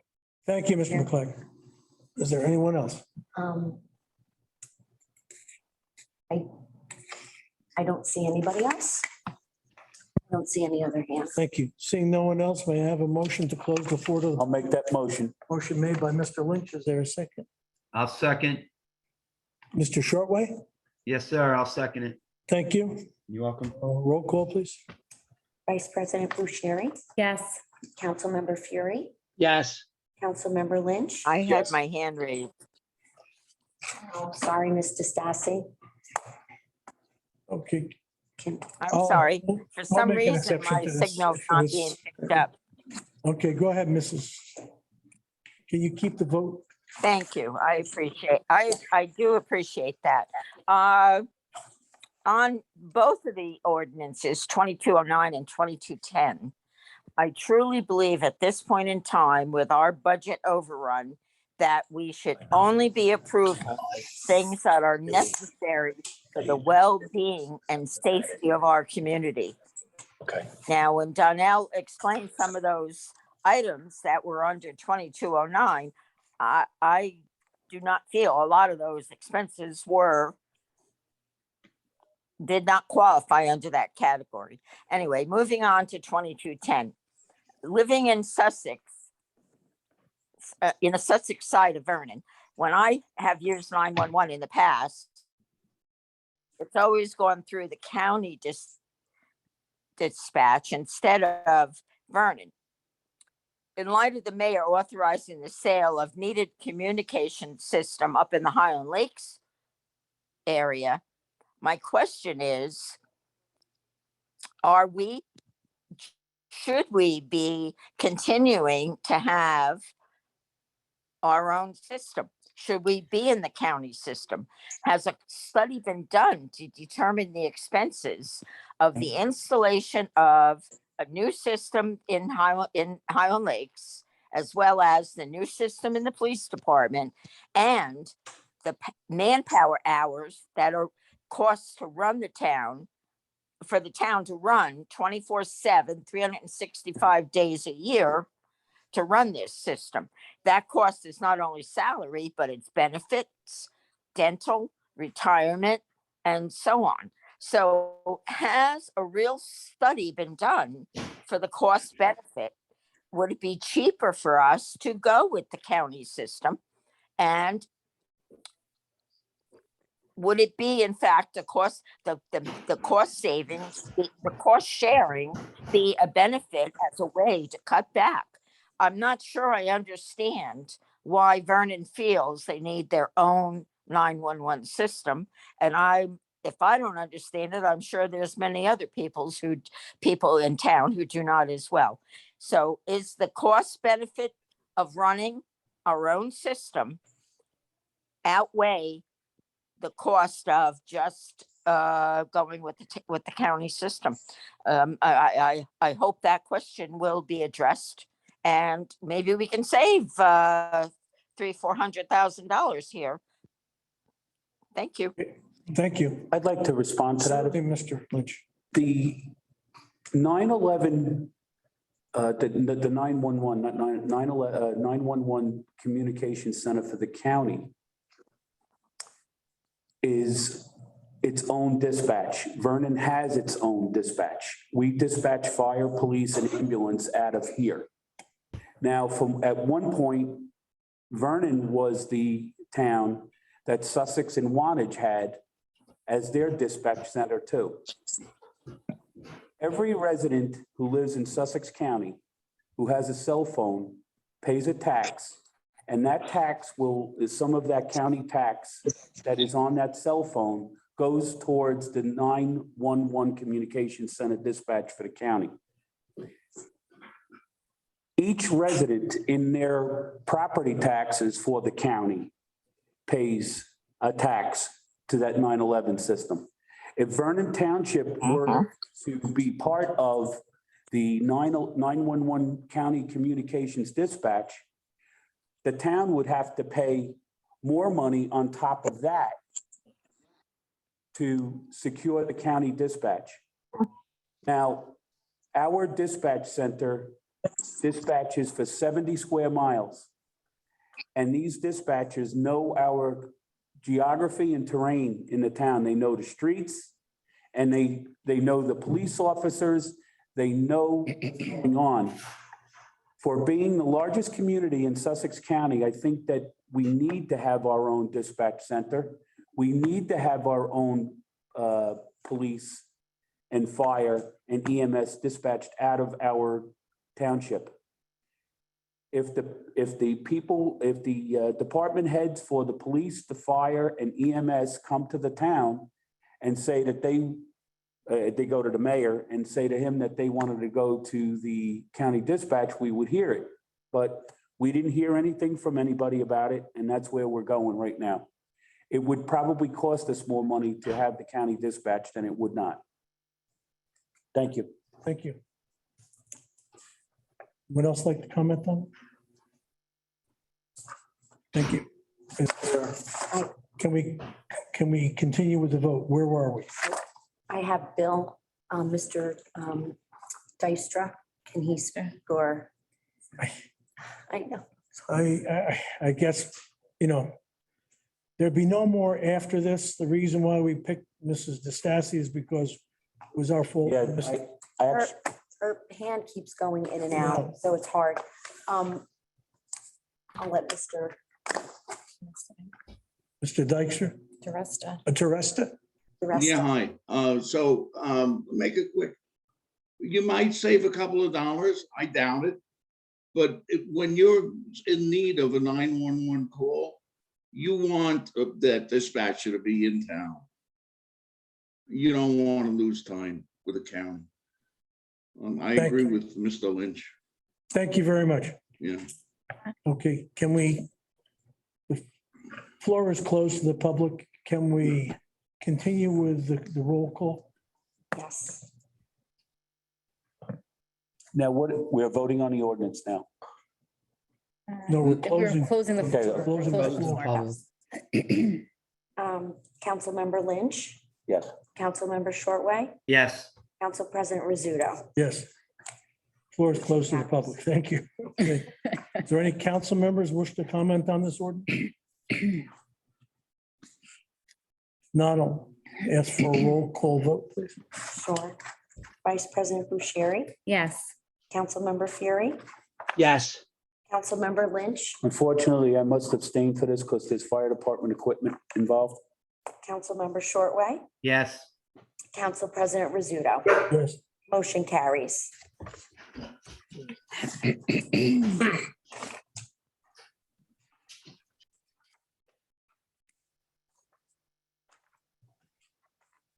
Includes the agenda.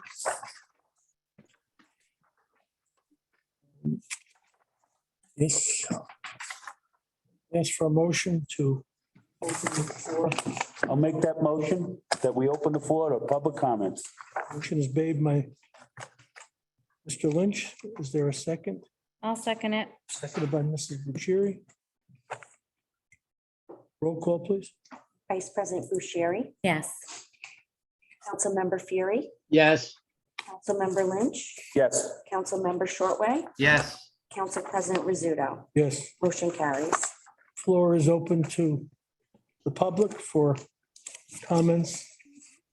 5 minutes in length on anything that they wish to address. Please sign your name in. Thank you.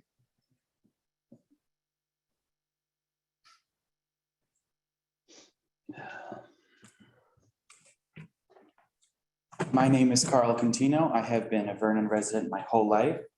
I am here tonight after resubmitting the petition to raise a pride flag at our municipal building and issue a proclamation for the month of June. The petition now has 20 more signatures and 1 redaction.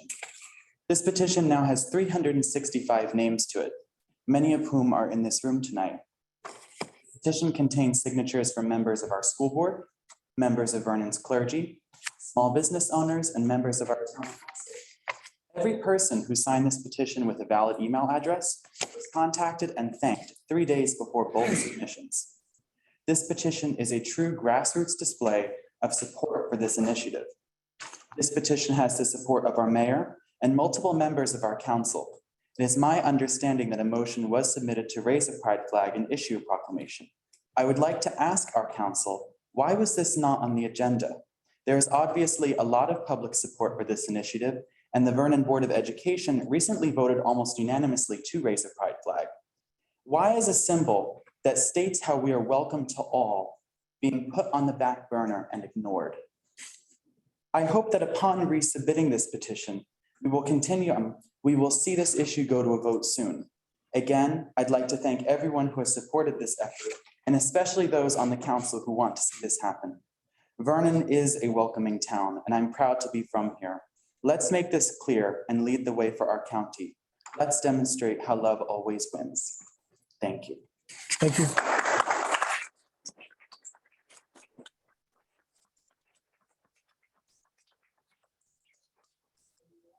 To come forward? Not may I? Okay.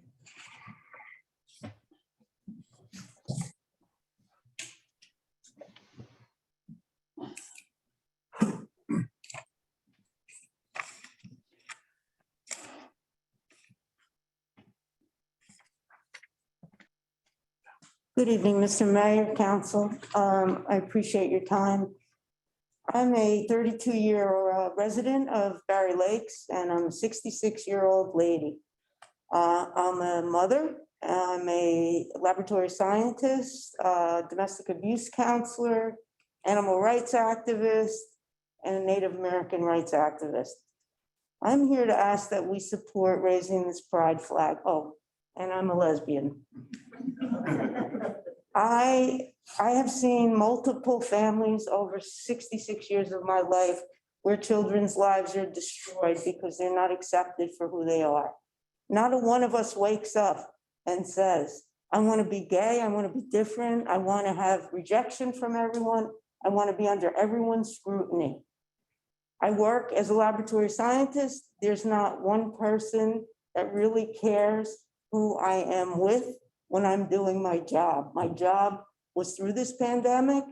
I've single-handedly done CPR on people and saved their lives. I doubt if their families really cared who I date. And it's time for Vernon. We embrace tourism to this area. We embrace our beautiful, beautiful area.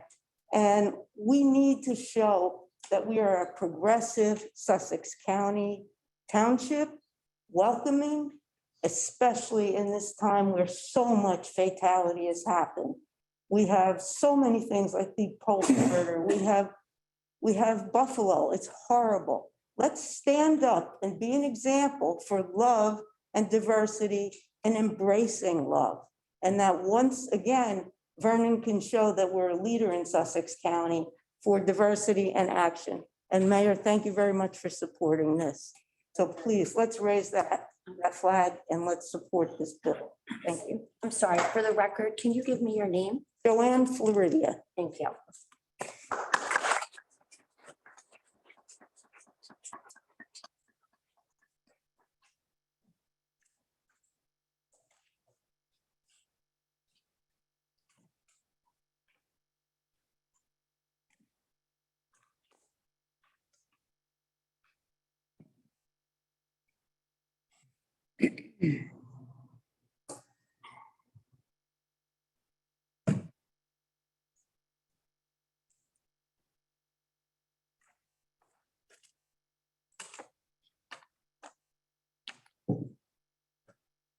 My name is Mrs. Petra Simone Kraus. Thank you.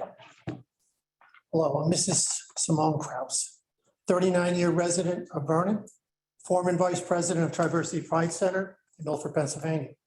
I work along with Operation Hope in Morris County, a coalition that provides services to LGBTQ veterans, their families, and I advocate for the transgender community.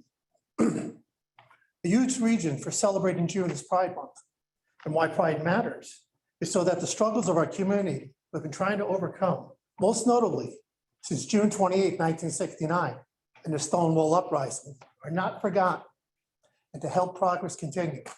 As H.R. 5, the Equality Act, is yet to be brought to the floor in the Senate as it languishes in committee, this act would grant the LGBT community equal rights.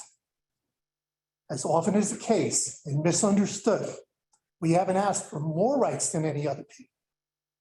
We just want the same rights that each and every one of you enjoys and that are denied to us in 29 states. We don't want more rights, we just want the same rights. Why having a pride flag being flown is so important to our community. Flying a pride flag would show that Vernon is inclusive, welcoming to all types of families, that we have risen above the pettiness and dividing attitudes. Wouldn't this be a great gesture for all LGBTQ youth, their allies, for their parents, their grandparents, who worry every day an LGBTQ child or an LGBTQ grandchild will be accepted, be valued, and not be targeted by hate. The pride flag is the first step to acceptance and tolerance of each and every child. Flying that flag. They're denied rights in most of these states in this country. Only 28 states in the District of Columbia prohibit discrimination in housing based on both sexual orientation and gender identity. Currently, there is no federal law that consistently protects LGBTQ plus individuals from housing discrimination. Only 16 states have laws that prohibit health insurance discrimination based on sexual orientation and gender identity. There are 4 states that an LGBTQ person And these bills were specifically crafted towards the transgender community. We can be denied medical care by a medical provider, even in an emergency room setting. Or states, if I travel this country, I really have to be careful. I don't get into an accident and get taken to an emergency room. And they pull up my records, find out the gender that I was born as, assigned at birth. And because of someone's religious convictions, they can deny taking care of me in an emergency room. If you don't have to worry about any of these, you have privilege. Having privilege is a great thing. Not having it, you realize it. I went from a privileged community, being a privileged white male, transitioning to my gender identity, and become one of the most marginalized people in this country. I was at an event the other night, a grand reopening for H Pride Center in Denville, New Jersey. One of the testimonials I listened to was from a young man who talked about his experiences growing up gay. He, like so many others of our community, know at a very young age who they are. The ceaseless bullying that occurred to him, as happens all too often, is attempting to take his life, which happens all too often in our community. These are the daily occurrences that are LGBTQ youth. It's not easy being part of a marginalized community. In a study by HRC of LGBTQ youth, 26% say they always feel safe in school classrooms. And just 5% say all their teachers and staff are supportive of LGBTQ people. 67% report that they've heard family members make negative comments at LGBTQ people. 40% of households in America are anti-LGBT.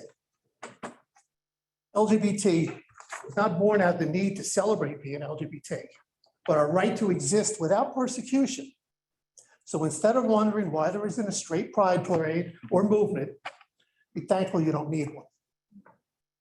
I hope that one day, when we don't have to fight to get a pride flag flown, but I do know once it does fly, it'll be a step towards equality and acceptance in my own town. Thank you very In much. closing, Please wrap it up. I'm finishing right now, and in closing, but not even putting this petition or proposal on the agenda when there was thought by two council members to do that, not bringing this to the floor will not shove us or this issue back in the closet. That I can guarantee you. Thank you. I want to thank the two council members that brought it up for their courage. Thank you all for your time. Thank you.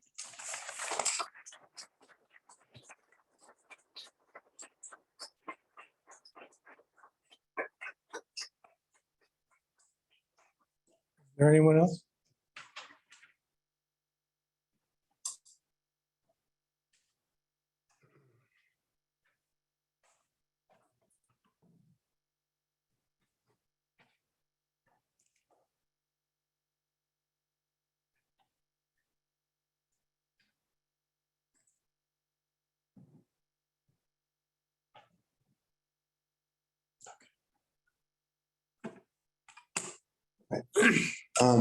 Thanks so much for allowing me to speak today, this evening, Mr. Mayor. I have not lived in Vernon for 35 years. Name, please. I'm sorry, my name is Derek Knupp, and Derek Knupp.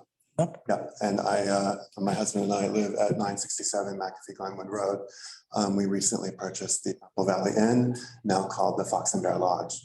So as I started, I haven't been here for 35 years. We are very new to the area. And what brought us to this area was, as many people have mentioned before me already, the beauty of what is around us. I mean, we are drawn to the gorgeous landscape and as well as the community. We have been welcomed with open arms and we have jumped into the community. I'm teaching color guard at the Vernon High School with the marching band.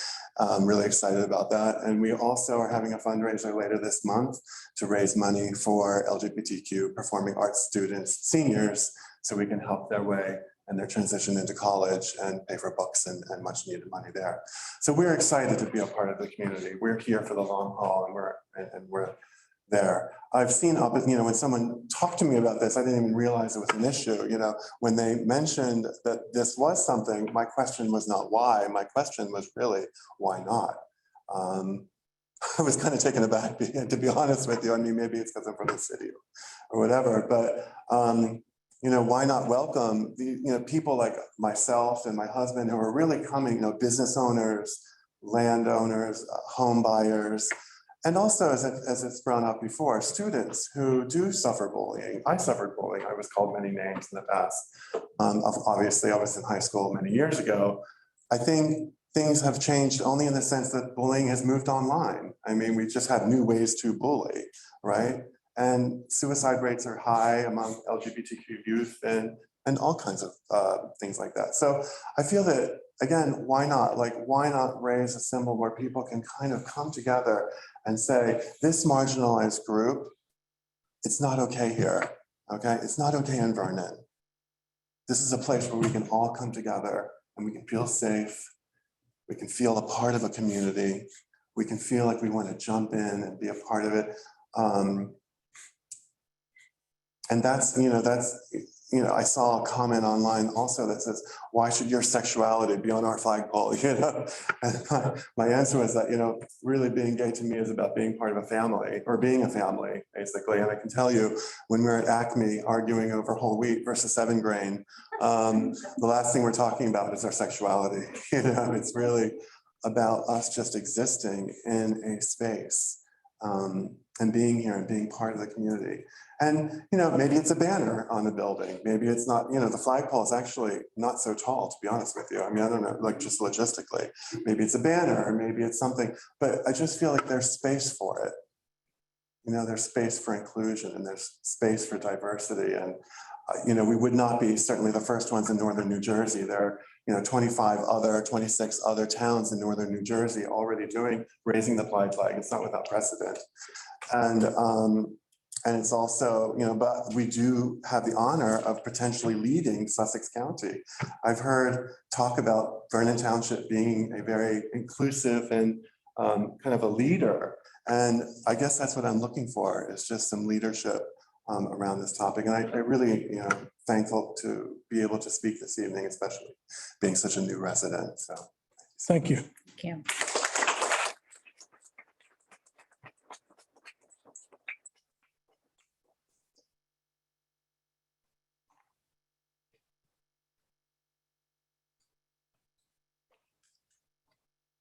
I will sign my name in.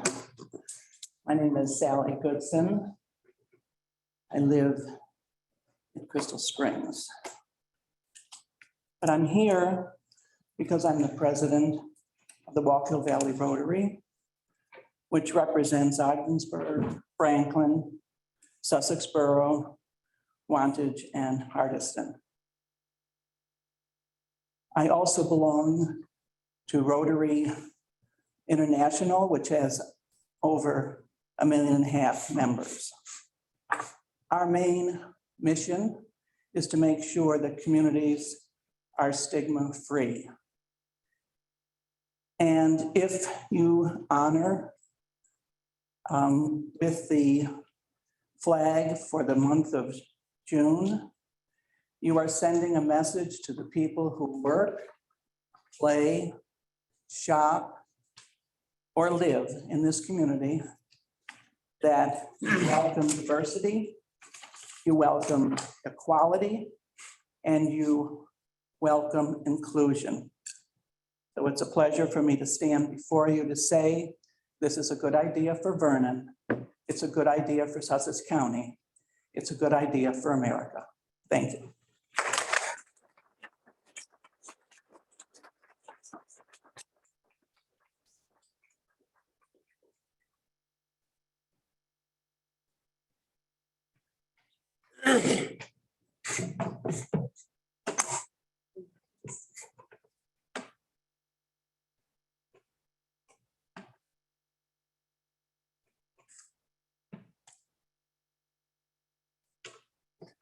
Hi, my name is Bridget Esposito. I'm an 8th grader in Glen Meadow Middle School. I'm here to speak about raising a pride flag. Last meeting, I listened to all these people speak about what a pride flag would mean to them, but still this issue was not put on the agenda. You refuse to give the people a voice. How is that democracy? How are you representing what the people want if you are blatantly ignoring what they're saying? I understand the value that the elderly are, but the young are just as valuable. We are the future of this community, and if you can't listen to what we are saying, if you can't open your mind to new ideas like this pride flag, how much of a value are you? If you can't even put up for a vote, if you can't even put this up for a vote, then what value are you posing to this community? Why do you get a month when we don't get a simple flag? I don't think you really see what raising a pride flag would do for this community. It would show acceptance in our community. And if you're thinking that they are accepted and shouldn't need a flag to feel accepted, that should apply to everyone. Mother's Day, get rid of it. They know they're loved. They don't need a day. Father's Day, same deal. President's Day, no, they should know they're important. They don't need a whole day, but it doesn't work like that. And not everyone feels accepted. People are bullied, harassed, they're yelled at and made fun of day after day in school.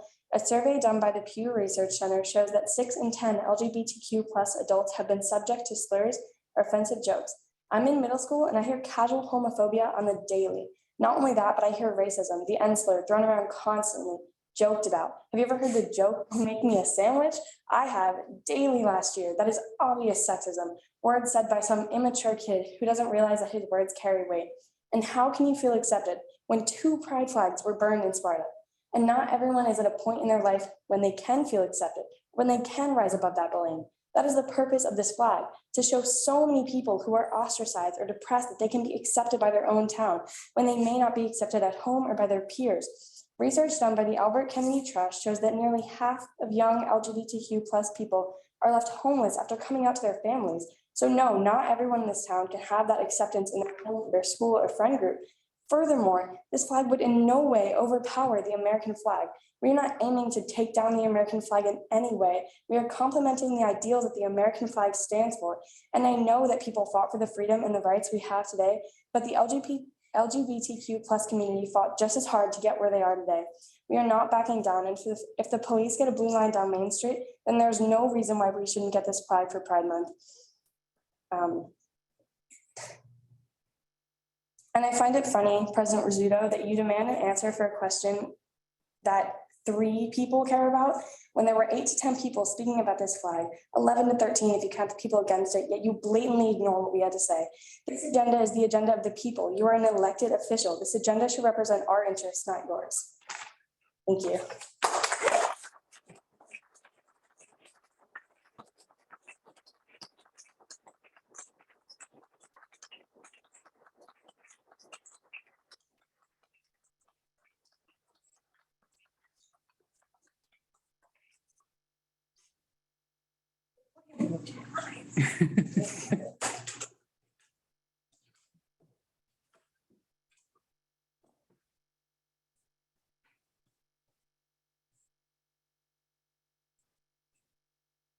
Good evening, my name is Zoe Heath. I recently moved to Hamburg, but I was a Vernon resident for 10 years.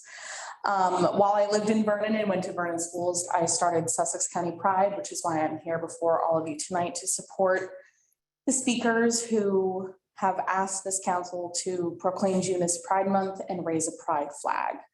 It is an initiative that Sussex County Pride takes on a nonpartisan basis in our effort of pride advocacy and action. I will be brief. I actually came from our commissioner meeting where members of Sussex County Pride and other advocates asked for the same thing. And a member of the public said it doesn't belong on public property, it belongs on private property.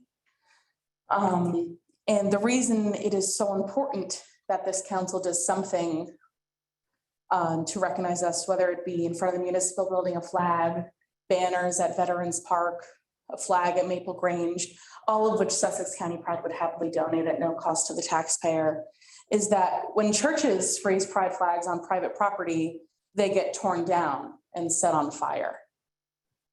It is the duty of our government to represent all of us and protect all of us.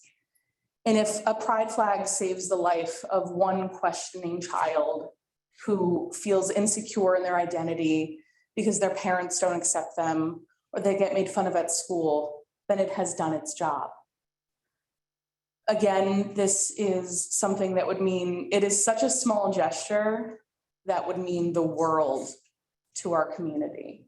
And having lived in Vernon for 10 years and still feeling like I do coming to these meetings, I cannot express how powerful it would be at zero cost to the district, the district. I said the district because Vernon schools are going to be raising the flags at the board office and at their high school, which was really wonderful news to me as the executive director of Sussex County Pride, because we didn't ask them to. They just simply did, which is crazy to me. I mean, everywhere else, that's just kind of what happens. But to me, I cried. I was overcome with gratitude and humbled by it, because, as I said, it means the world to those who need it most. Thank you. Thank you.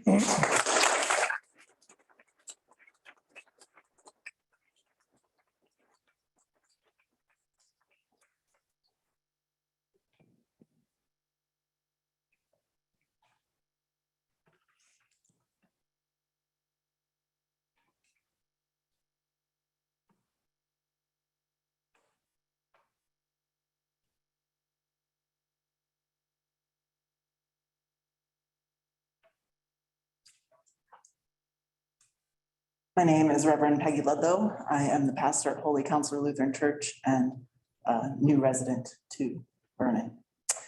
I'm here again tonight asking that a pride flag be raised for the month of June in honor of Pride for the LGBTQ community, of which I am a part.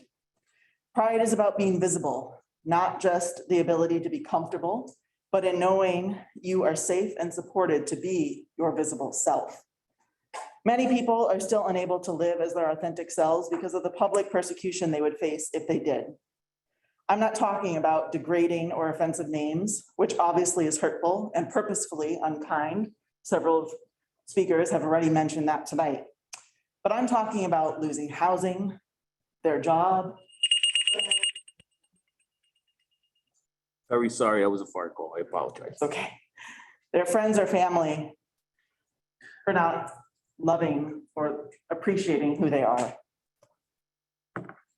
Although my wife and I are able to live as our full selves, we still have to be careful. We are lucky to have the love and support of our family and friends. And in regards to our livelihood, mostly it isn't affected by our identity. Although as a pastor, many people believe LGBTQ people are not loved by God and definitely shouldn't be ordained. We are both supported at work and do not have to hide ourselves in order to be employed, although many still do. Imagine going to the work holiday party or the summer picnic and not being able to bring your spouse because no one even knows you're married. All because it's not safe to share that part of yourself where you spend most of your life. And if you did, you could lose your job. When I travel with my wife, we have to think about where we are going and if it's even safe to hold hands in public. Vernon has a large tourist population, which brings money in for the town. Raising a pride flag would not only show support for those who have to hide a portion of themselves to be safe in their homes or at work, but it would also show tourists that we are a safe community for all people, whether you live here or not. I ask that you strongly consider being on the right side of history and voting yes to raising a pride flag next month. And I will say that I am disappointed that this was brought forward as members of the community last month, 2 weeks ago, and it was not put on the agenda despite council members requesting that it be added to the agenda. As our eloquent young speaker said, you are representing the town. So represent the town members who are here tonight requesting that this be voted on. Thank you.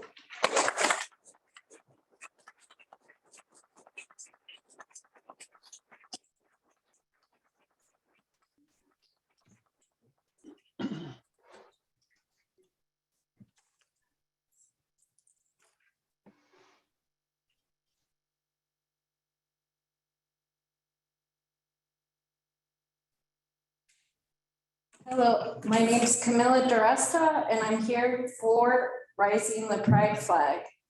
I would just like to remind everyone that the present Pope 2022 today said LGBTQ, that community is God's children. So let's remember that. And I support them. And right now, if you see in the local news, the Sparta Methodist Church, 2 flags have been burned. And it's your job to raise this flag to show people you're not scared for us. Like, you are here to help us. And we're not saying you're gonna raise the flag instead of the American flag. We're asking to raise it under the American flag because we are also Americans. Thank you.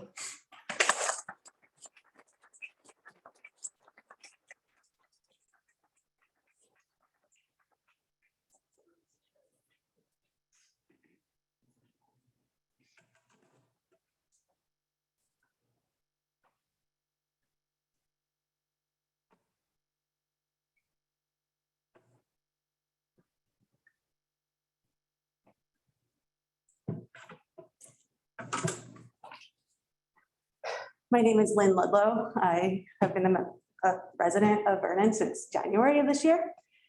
I was here at the last council meeting when so many people bravely stood up to ask that the township fly the pride flag during the month of June.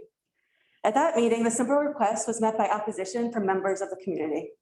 2 of the reasons for the opposition were, 1, that only the American flag should fly at the municipal building, and 2, that if the township council decides to fly the pride flag, they would have to fly any and every other flag. First of all, this is a slippery slope argument and it's a logical fallacy, which I think that we all are aware of. It's reasoning that people use when they don't have another reason. They just say, well, if we do this, then this, and this, and this. Before gay marriage was legalized, the slippery slope argument was used to oppose it. A popular argument was that if we allow people to marry people of the same gender, then who will they want to marry next? Animals? We all know that that's illogical. That's not going to happen, but that's an argument that was used. Any slippery slope argument is similar, even if not to the same extent. There's no proof that raising a pride flag will cause any other groups to come out of the woodwork demanding that their flag be raised. However, if they did, I hope that everyone here can respect the council enough to be able to make the informed decision were that to happen. I'm a librarian, which means that as I was sitting here 2 weeks ago, listening to people talk about why the township shouldn't raise a pride flag, I knew I had to do some research. So many people were talking about how only the American flag should fly at a township building, but I knew that there must be many cities and townships in New Jersey that don't feel that way. This is what I found. Of the 21 counties in New Jersey, 15 of them have cities or townships that have chosen to fly pride flags. They've flown pride flags in Atlantic City and Atlantic County, Wyckoff, Garfield, Englewood, Rutherford, Glen Rock, Ridgewood, New Milford, Rochelle Park, Westwood, and Tenafly in Bergen County, the Camden Police Headquarters in Camden County, Livingston, Montclair, and the West Caldwell Library in Essex County. They hung it in the downtown streets in Woodbury in Gloucester County. They flew it in Jersey City, North Bergen and Hudson County, in Trenton and Hopewell and Mercer County, at the Middlesex County Administration Building, in the Monmouth County Prosecutor's Office in Monmouth County, in Morristown in Morris County, Toms River in Ocean County, Wayne, Clifton, Hawthorne, Little Falls in Passaic County, Bound and Watchung in Somerset County, Elizabeth, Plainfield, Union Township, Scotch Plains, Cranford, and the Roselle Park Library in Union County, and at Blairstown and Phillipsburg at Public Parks in Warren County, in addition to the governor's official residence in Princeton. I want to know what makes Vernon different from any of these places. And if all these cities and townships have decided that flying the pride flag is the right thing to do, why can't Vernon? And getting back to the slippery slope argument, have you heard of any of these cities or townships being asked to fly any flag that would have a negative impact on the community? In all my research, I didn't come up with any cases of that. We're asking you not to do something that's never been done before, just something that's never been done in Vernon. Please do what's right for this township and take a stand to say that all are welcome here.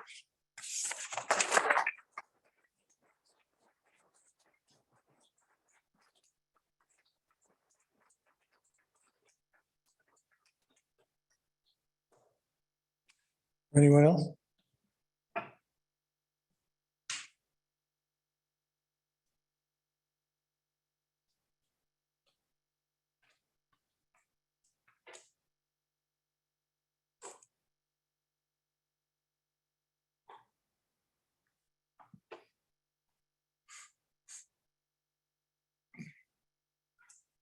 Hello, Mayor Burrell. How you Hello, doing? everybody. My name is Catherine McCartney, Vernon Township. At the last council meeting, I came here and I listened to people from Vernon's LGBTQ community ask you to please fly the pride flag. Just for 1 month in June. Really, they're just asking for support. And they're asking for a really good reason. They told you how a flag in Sparta at a church, no less, was burned, not once, but twice. And this is not a crime. The police are involved. It's a hate crime. And if it happened to me, I would take it as a death threat. And I'm sure I'm not the only one. And also, not too long ago, I saw some very ignorant comments on a Vernon Facebook page directed at LGBTQ people.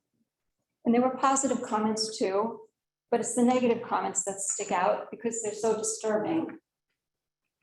I don't think that anybody should be made to feel ostracized or threatened in any way just because of who they are.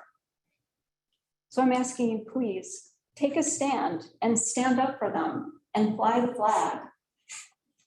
Also, please consider that there are people, I'm sure, who would like to fly the flag at their own homes, but they're afraid to, and that needs to change.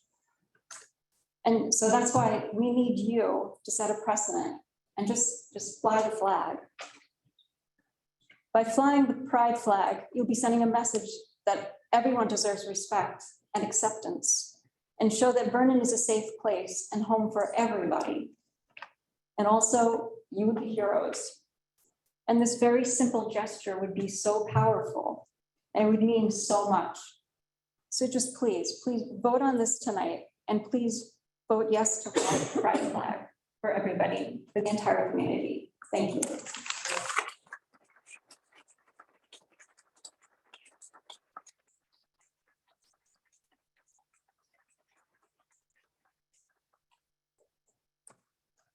You have anybody from Yes, I have Peg DeStassi. Mr. Stassi?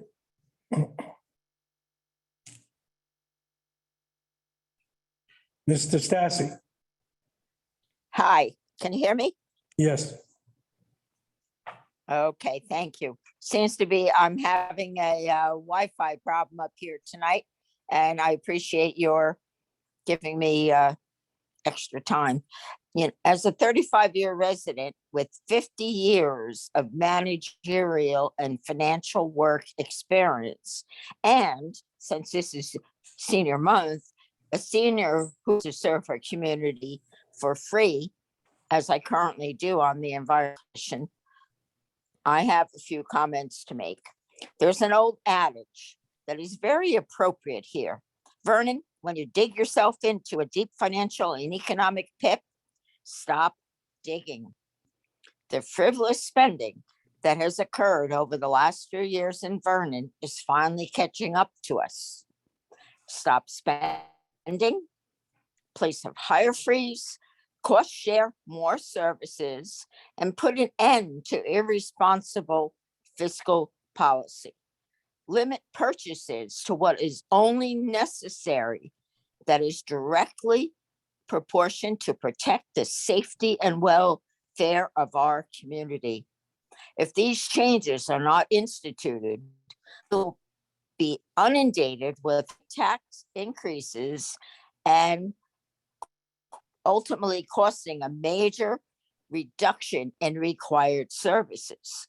My message, stop digging, i.e. spending. The fact that the mayor cannot manage his budget from 2021, as referenced by resolution 22-138, requiring an early estimated tax bill is just the beginning.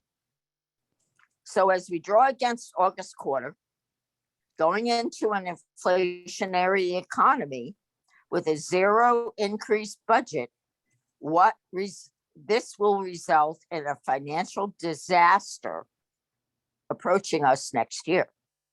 I asked this question at the budget meeting What is Plan B for the increasing expenses that are going to be approaching Vernon with a zero budget? It was not responded to, so I'll ask it again. What's the plan for recovery? Is the early tax bill to be the safety net? This is not prudent fiscal management and should not be used and should only be used in financial emergencies. It should not become the norm. I recommend the council stress that this should not be the norm. At the same time, I commend them for stressing a zero increase budget. I am sure they had hoped for the results of containing unnecessary spending. My biggest concern is that the message has not been received by our administration and will continue, as has shown by other bills that have been presented at tonight's meeting. In the resolution 22-138, I would ask that a caveat be added that a control of expenses should be included. Colonel President Rizzuto, I stand up for you for standing up to the mayor's rude comments tonight against you. In addition, thanks for adjusting those cameras, because now those from the skybox can see better. Mayor Britt Urel, your plan for business development is going to take too long. We don't have 5 to 10 years for this to materialize. We need tax ratables now. We are requesting, you were requested to provide an update, not a regurgitation of past history. The question of ownership of Black Creek is a valid question, and Council President Rizzuto had the right to ask it. Again, you should be ashamed of your comments to the council. The council has the right to ask questions and the right to valid answers. Your avoidance of answering questions has definitely come to an end. Although I will commend you that you have finally instituted a 5-year plan for road recovery. That's been long overdue. In addition, I appreciate Councilman Lynch's comments. I can personally attest to the fact that being on the Sussex side of Vernon, I have never had a falter in 911. Can you please wrap it service. up, Mrs. Stassi? Yeah, I will. This is Thank my you. last statement. I still would like to see an actual financial evaluation of cost benefit done. In addition, has the study been done to determine the cost of replacing the property that was sold off with the mayor's authorization and what impact that's going to have on our 911 system? Thanks for Thank giving you. me extra time, and good night. Thank you. You're welcome. You're welcome. Thank you. Is there anyone else? Yeah, Mark Heffler. Mr. Heffler?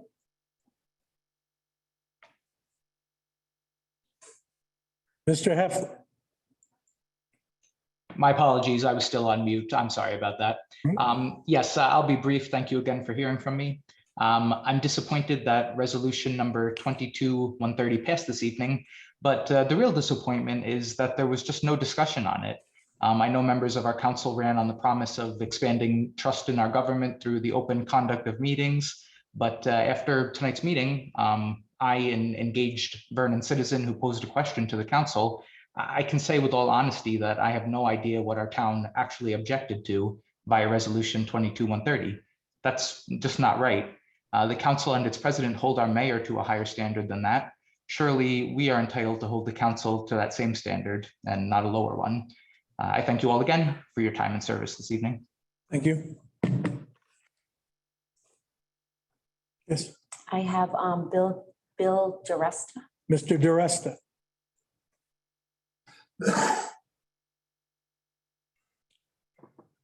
So my final comment for tonight is that, as so many people have spoken tonight, Mr. Rizzuto, open your heart and put that flag up. Good night. Night.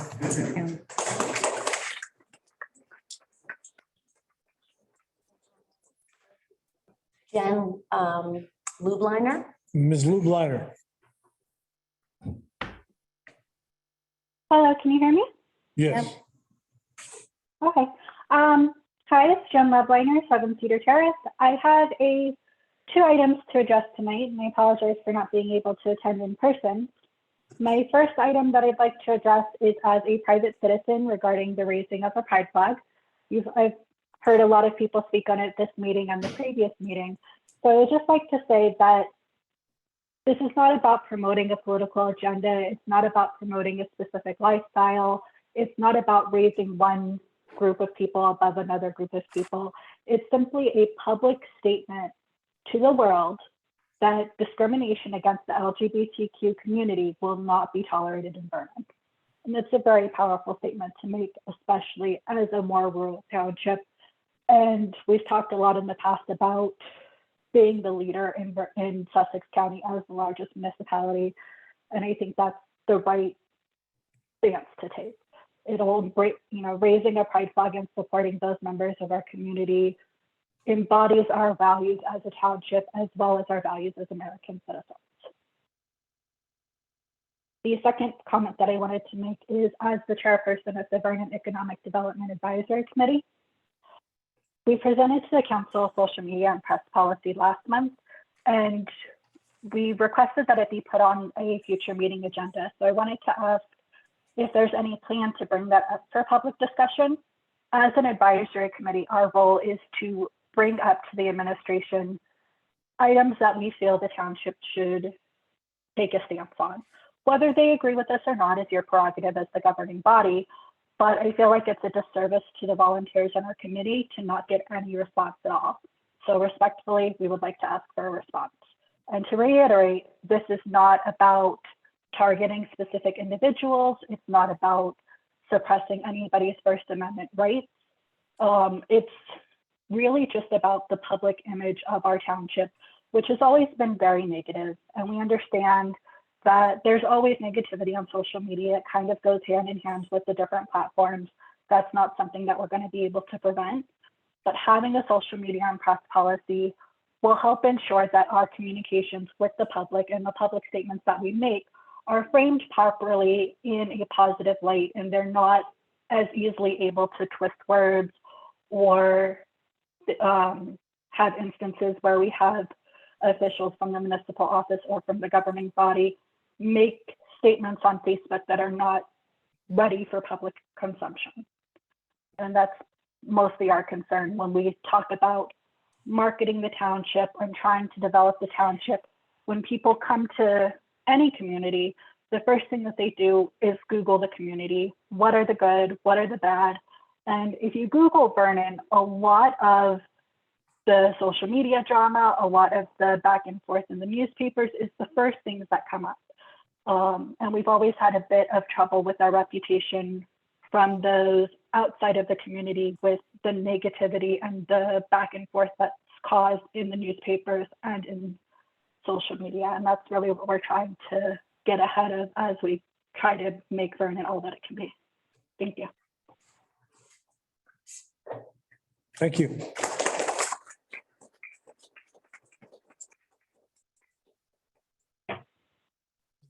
Yeah, Annie Lakes. Ms. Lakes? Hi, can you hear me? Yes. Okay, hi, good evening. Thank you for your time. I'm a Highland Lakes resident, so I pay dues to Highland and taxes to Vernon. And I'm very concerned about the security on the beaches at Highland. Last week, a friend's contractor told her he overheard a group of people in a big box store talking about the free beach at Highland Lakes and how easy it is to, yes? Excuse me. Continue. It's all right. I'll take care of it. All right, and how easy it is to get on the beach, especially after the lifeguards leave. Last summer, early evening, I found a group of 4 men on the beach who turned out not to be members at all. They said they found their way to Highland from an app that told them Highland was a free beach. And when I asked them to leave, As I was told to do by the Highland Club, I was threatened with bodily harm. It was a terrifying event. When I told Vernon PD, he said, "You should not be asking them to leave. That's security's job." I had called security and they could not be bothered. I had only seen security once on the beach in 2 seasons. So essentially I feel like I have no security, even though I pay for it. I'm traumatized from the threat and afraid to use the beach. The trustee for my section, Julia, asked me how my road is when I told her of the threat to my person. She never asked how I was, in fact, was shockingly unempathetic. I do not feel that Highland is taking this seriously whatsoever, and it appears they're trying their best to silence any mention of it. I recall a resident at the annual meeting 2 years ago saying that there was an app or a site Highland was on as a free beach and that needed to be taken off. The president was kind of condescending towards him, and I just did not think it was a proper or respectful response. And so from council, I would ask you to go to Vernon PD and have them tell the appropriate people at Highland that seniors and women should not be instructed to ask beach crashers to leave. I do feel the fear for the potential for serious situation this summer in regards to security or the lack of it. Thank you very much for your time and attention to this. Thank you. Thank you. I can, Lynch, would you want to comment on that? Yes, I think that in base, I think I would like to ask Mr. Mayor, would you please contact the police department and let them know of this complaint last night? I think that there's something that we all need to get our arms wrapped around with the upcoming summer season. This is the Highland Lakes. Yeah, and this lady was instructed to ask the people to leave, and I think that she's right. She shouldn't have had to ask them to leave. It should be security doing it. If I may also suggest that you might want to also present yourself at the next council Highland Lakes meeting. Yeah, I talked to my trustee and she Excuse was, me, I have to say, wait. I understand you talked to your trustee, but I think you might find more receptive ears if you went to the meeting that is held periodically with all of the council residents and trustees and raise your concerns there. I share your concern about your own safety. It shouldn't happen. no. But understand that what you're asking is something that should fall under the aegis of your security people at Highland Lakes. And only after they find themselves in a difficult situation should it be brought to our police department. I understand that, but I was met with just absolute gaslighting from my trustee. She just changed the subject when I brought it up. It was not just one, it was 2 times last summer. I understand. Okay. Yeah, so I felt like I had nowhere to turn, and I do want council to tell PD that Highland should not be having, their residents have asked people to leave the beach, especially women, older women and seniors or any woman. It's just weird, and they're just not listening is really another issue. Thank you. Thank you. Is there anyone else? Yes, Ann Larson. Ms. Larson? Good evening. Thank you again. I had a couple things I was hoping to touch upon. First off, I did want to mention, I know a couple of weeks ago, Council President Rizzuto had asked the mayor in reference to calls being dropped and the Wi-Fi and so on. He had asked them to look into perhaps some sort of assistance for the town, or at least inquiring what was the deal, why our service was so poor. Again, I see no answer. So I don't know that was, touched upon perhaps in a private meeting, but we haven't heard any response on that. And his response earlier in his comments in reference to Council President Rizzuto demanding an answer on the Black Creek Road. I have to say, he didn't demand anything. He asked respectfully and politely, and your response was neither. And your response really was not even a response. It was more, double talking and no answers. In the 2 weeks since the last meeting, we could have done a little more than say, you're going to have the engineer look at it. It's not enough. It's just mediocrity and apathy. And it's just not good enough. So that's one thing. Secondly, the money that's in the budget for the road repairs. I find myself very skeptical that that money will actually be going to the rest of the roads, because I feel like, we have a road situation with Black Creek. We don't know if we own it. We may have to do extensive repairs, and there's $950,000 sitting in the account for that. My fear is that it will somehow be absorbed by Black Creek and not the actual neighborhood streets that are in such need of help. Also regarding, speaking of roads and the 5-year plan, Route 515, it came up for discussion earlier this week.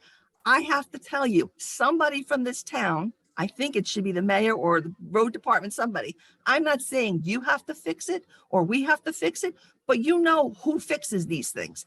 You know, another tree just fell down on Glenwood Mountain Road this evening. Thankfully, no one died. This is a serious matter. We've got all these 50, 60-foot trees across Route 515 leaning on the wires. The wires over by, and I understand, I'm told now that they were not electric wires, and thank you, Councilman Lynch, for looking into that they are cable or whatever kind of wires. It's still a hazard when there's going to be an accident. The wires are lower than the 50-mile-an-hour sign. Okay, there's trees leaning all over Route 515. Our commuters need to rely on these roadways to go to work. When the road is closed, when you get halfway out 515, it's unfair to our commuters, let alone the people who might be injured by such a travesty as the trees falling on them. One more thing I wanted to bring up was the issue of the flags. It seems that we already have flags for the Gay Pride being installed on the high school and the Board of Ed. So we already have 2. I don't understand the big push, and unless it's part of the bigger agenda with the issues in the lower grades in the schools and the mischaracterization of the Florida law and so forth, there seems to be a very hard agenda that we are being threatened by. Okay, if we have 2 flags in town, that's more than other people have. When we had the list of towns that were read off by the other lady a moment ago, there was a lot of towns that were not on that list. So if we have 2, we're 2 better than a lot of other places. The flags being burned in Sparta, sorry about that, but we're not to blame for it. Okay. The gentleman from the bed and breakfast, he said how welcoming it was to come to Vernon. Well, you came to Vernon and you purchased a lovely property. You're making it a magnificent business, and yet no gay flag. So these things are not the obstacles that you believe they are. Okay. And if you're looking at one side, if it goes up, to life flag needs to go right next to it, only higher and bigger, because those babies, some of them at the very least, will become part of this marginalized and protected class. And certainly without them at all, they don't have any shot at taking a breath. So therefore, that's a little more pressing than people feeling they were subjected to harsh words and unkind thoughts and behaviors. That's all. Thank you so much and have a good night. Excuse me. Yeah.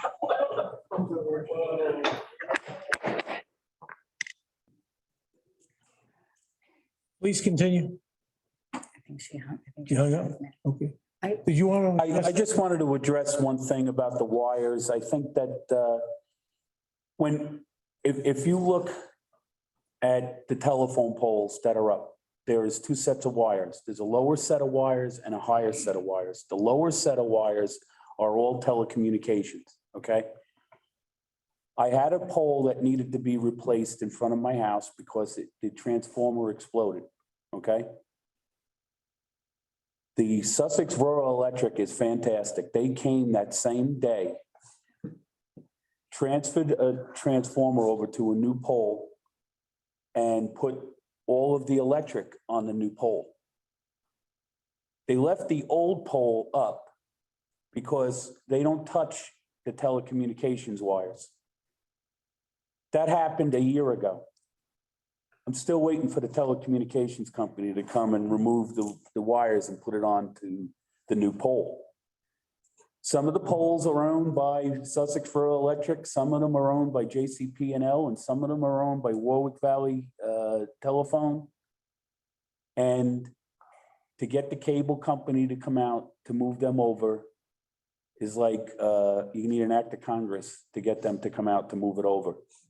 But the town is making phone calls, aren't they, to get these telecommunication wires raised? Because I seen what Miss Larson is talking about. You can stand up and reach up and grab these wires.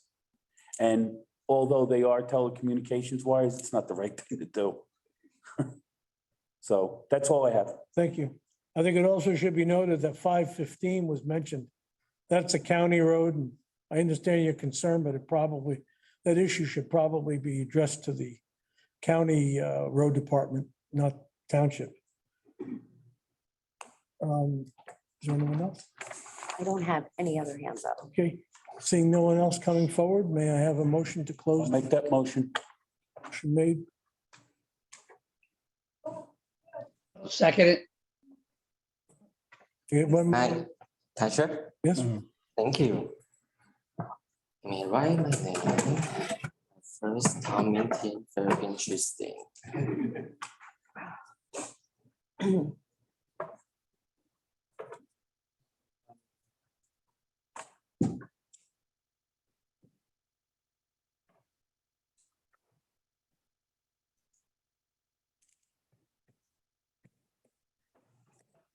Hi, Council.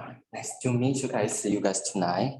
It has been a very long night, and so I can't keep short, so you can go home. Can see you. May I have your name, please? Yeah, my name is Brent Shi, but my legal name is Yu Zong Shi, and that's the real me, and that's how I accept myself.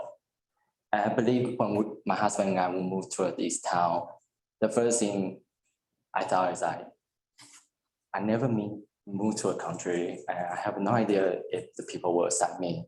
The first 5 years ago, I moved to this country. Now I become a legal American citizen. It's all about acceptance. And I believe that's also America stands for freedom, acceptance. And I believe you heard so many people give you a facts and what happened in the community, you probably tired of hearing about it. But may I ask you just one question? Like my husband said, why not? And it's your reason just because you don't like color or you wear red tie. I believe you like red color. There's a red in the rainbow. And from our property or from many people like Vernon Township residents from their house, they look out valley. They can always see the beautiful rainbow shining out to the valley, to a mountain. Don't you feel beautiful about that? So with the one more flag, it doesn't hurt. And it doesn't cost you much. How much flag costs? Certainly not cost $1 billion for build another road or whatever. So my question just like, it's very simple thing. I don't want you to get so tired just nagging with all these comment, everything. Just simple action that doesn't cost you much and certainly make your job much easier. And that's my simple ask. Thank you. Thank you.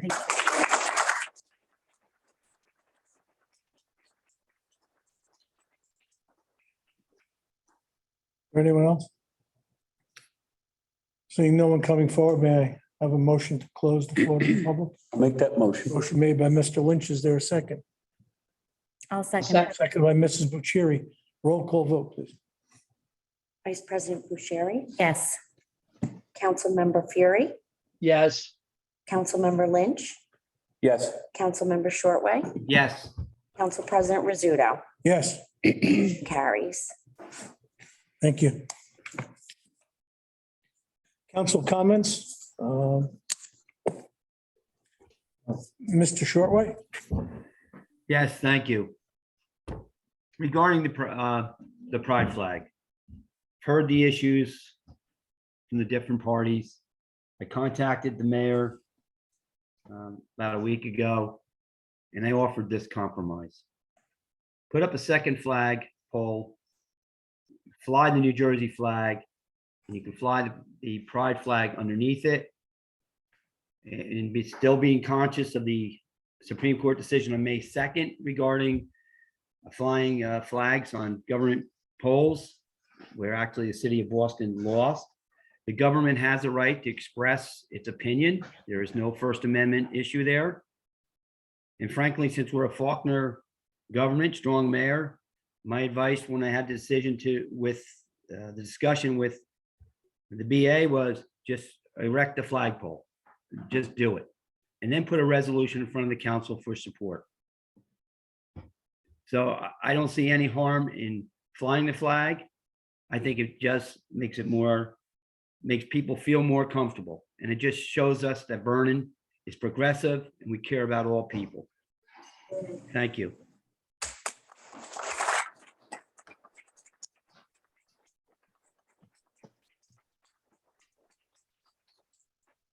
Fury. Thank you. Thank you, Council President. I want to just reiterate Harry's comments and support that. I thought that was a reasonable suggestion that he made to ask the mayor to fly the gay pride flag and then to follow up with a resolution at a future meeting. I was really impressed by everyone who spoke tonight, particularly impressed by an 8th grader, if I heard it right. She spoke very eloquently, and I thought she was very courageous to come up and speak in front of the public like this. So in addition to that, I want to just give an update on the water project for the town centers moving very quickly. I asked the mayor for an update. We're working on an agreement with Veolia Suez to move that project forward. I did contact the DEP on pump station number 2 to get that whole project moving. And I'm glad to announce that the DEP is very close to final approval and they're ready to go out to bid to start the project. They also had a discussion with Danell today about the sewer service area, which is very critical to our economic development. That whole project is nearly complete. They've made some serious headway with the DEP, and I'm glad to bring to the council a very positive update. I want to thank the mayor for the update on the pump track and the trail. I'm glad it's moving forward. I think this is part of an economic plan to stimulate bring businesses into town center. I would hope that others on the council would someday support this whole effort. I think it's good for the township, and I appreciate his update. And lastly, I didn't have a chance to talk about Kevin Mitchell. Kevin Mitchell was also a good friend of mine. His daughter was his best friends with my daughter. They went to grammar school and high school together. Kevin Mitchell was a true pillar of the community. He was a kind soul, and he did so much for the township. And I'm glad we had the chance to honor him tonight. Thank you. That's it for me tonight. Yeah. Thank you. Mr. Lynch. There are so many emotions going on in this country right now, and everybody is frustrated. There's a lot of things happening. We're in financial times that we've never seen before. We're at the point where it seems like we're coming out of the pandemic, but yet they just won't let us out of the pandemic, and it seems like we're going back to it again. And I listened tonight to everybody speak so passionately about their LGBTQ flag, a LGBTQ flag. I'm so old fashioned, I'm not getting the words right here. So please forgive me. If I make a mistake, it's not intentional, okay? But in all fairness, I feel somewhat insulted by some of it, and I'll tell you why. When you all come up to talk, some talk eloquently and some talk like accusing us, if we don't go along with you, we don't have an open mind and that there's no other opinion allowed except yours, okay? Now, I was all in favor of proposing that we have a resolution next month for Gay Pride Month because we've always done that. And we did it in June, when it is Gay Pride Month. And as far as the flag going up, I am so very sorry. And it's not that I'm old fashioned, it's that we have a flag that represents every single person in this room. And it represents good people and bad people. But we are all united under one flag. And we all pledge allegiance to that flag at the start of every meeting. I don't see the idea of having billboarding a certain group of people as opposed to all of the people like the American flag is. I understand the trials and tribulations that you're all going through because I have members of my family, okay? And I get it. But that doesn't mean that I'm any less sympathetic because I don't want to fly a flag on our pole. That's all I have to say tonight. Thank you. Thank you, Mr. Lynch. Ms. Bucieri. Thank you.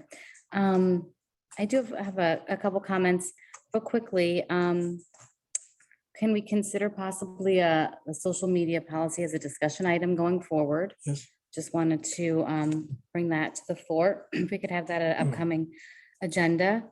I too truly appreciate that we live in a country and all citizens have the opportunity to come before their local government, their county government, their state, their federal government, and share their opinions, make their requests.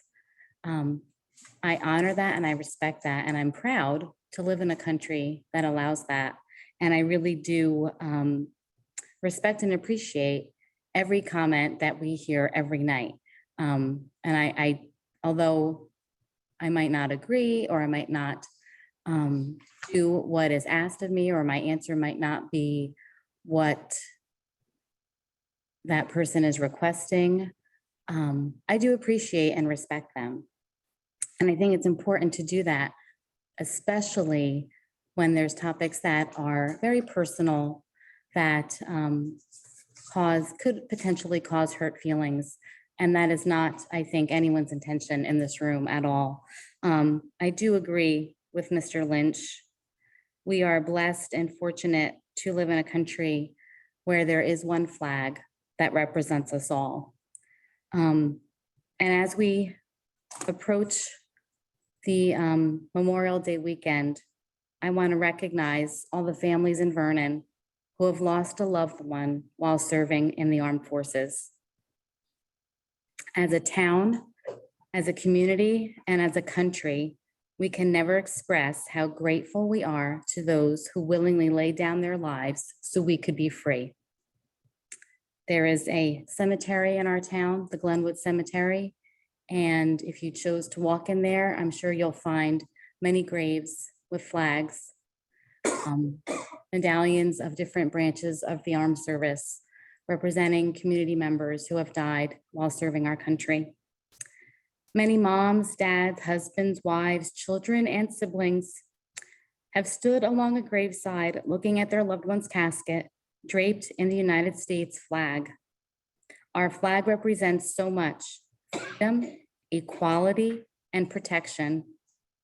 And in that moment, seeing it carefully folded and presented to a grieving family, it represents the most heartfelt appreciation of a grateful nation. So as we enjoy a long weekend and the beginning of summer and barbecues, I hope all of us will remember the ultimate sacrifice so many have made for our freedoms, and remember their families too, who are grieving and for whom Memorial Day will always be a proud but heartbreaking reminder of their loss. Thank you. Thank you, Mrs. Bucieri. Very moving. My comments are going to be brief, and I echo much of what Mr. Lynch has spoke about. But the question was raised why it was not put on the agenda. And I will tell you very simply, I do not believe tradition requires a vote.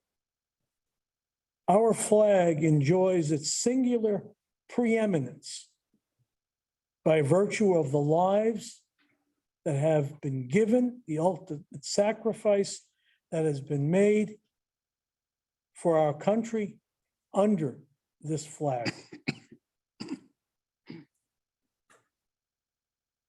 Though that sacrifice guaranteed not only my freedom, but all of yours. So to put another flag on that standard, in my opinion, and I would think the opinion of something many of us here would cheapen our flag. A alternative was given by Mr. Shortway to our mayor. I've had previous conversations, a conversation with our mayor about this. And he indicated that he would not do anything without council support. As far as I'm concerned, only 2 flags should fly from the township standard. That's Stars and Stripes and the POW Missing in Action flag. I grew up in a town, Midland Park, during the Vietnam era.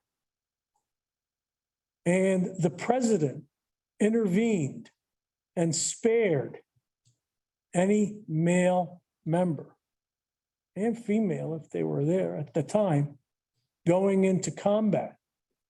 Because 5 residents, 5 youth, 5 graduates of Midland Park High School were killed in action in Vietnam, one of whom was a very close friend of mine. So I understand the sacrifice that was made. My father fought in the Pacific and shed blood under this flag. My grandfather came from Italy and then was put in a uniform and sent back overseas to France to fight in World War I. Flying a flag doesn't guarantee you rights. Your actions don't guarantee you rights. Your citizenship of this great country, under the flag, the red, white, and blue, stars and bars, whatever you call it, that guarantees your rights under our Constitution. And for you to ask, for any group to ask for inclusion of a separate means of identity on the standard, I think does not give pause to the sacrifices that were made by so many in our past wars. So I would ask you to remember, when you call a police officer in town and request help, I don't believe anybody asks you about your lifestyle. They ask you where you live, what is the nature of your problem, offer any assistance, and they tell you they will be there. That's all they should ask. If anybody asks anything more, please let the mayor know.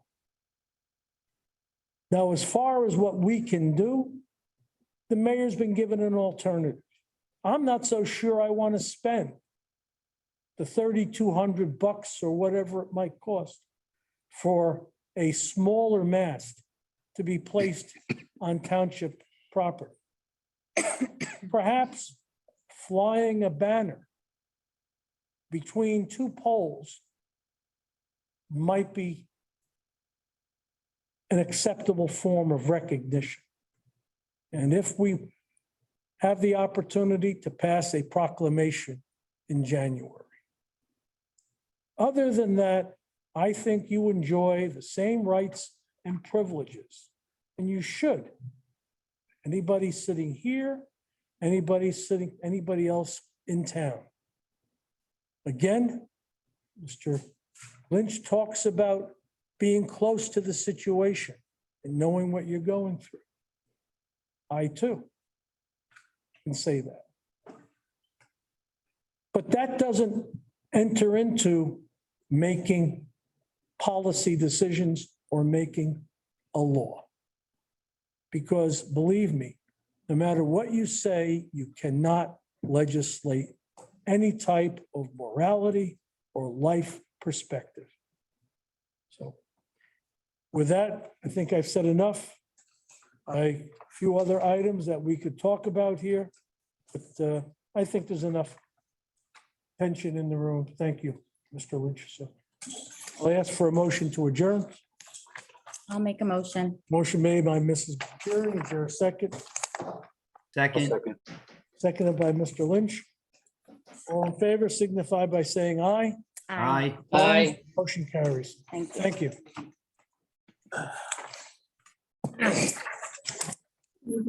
Hi, Zoe. I just want to show you guys a picture real quick.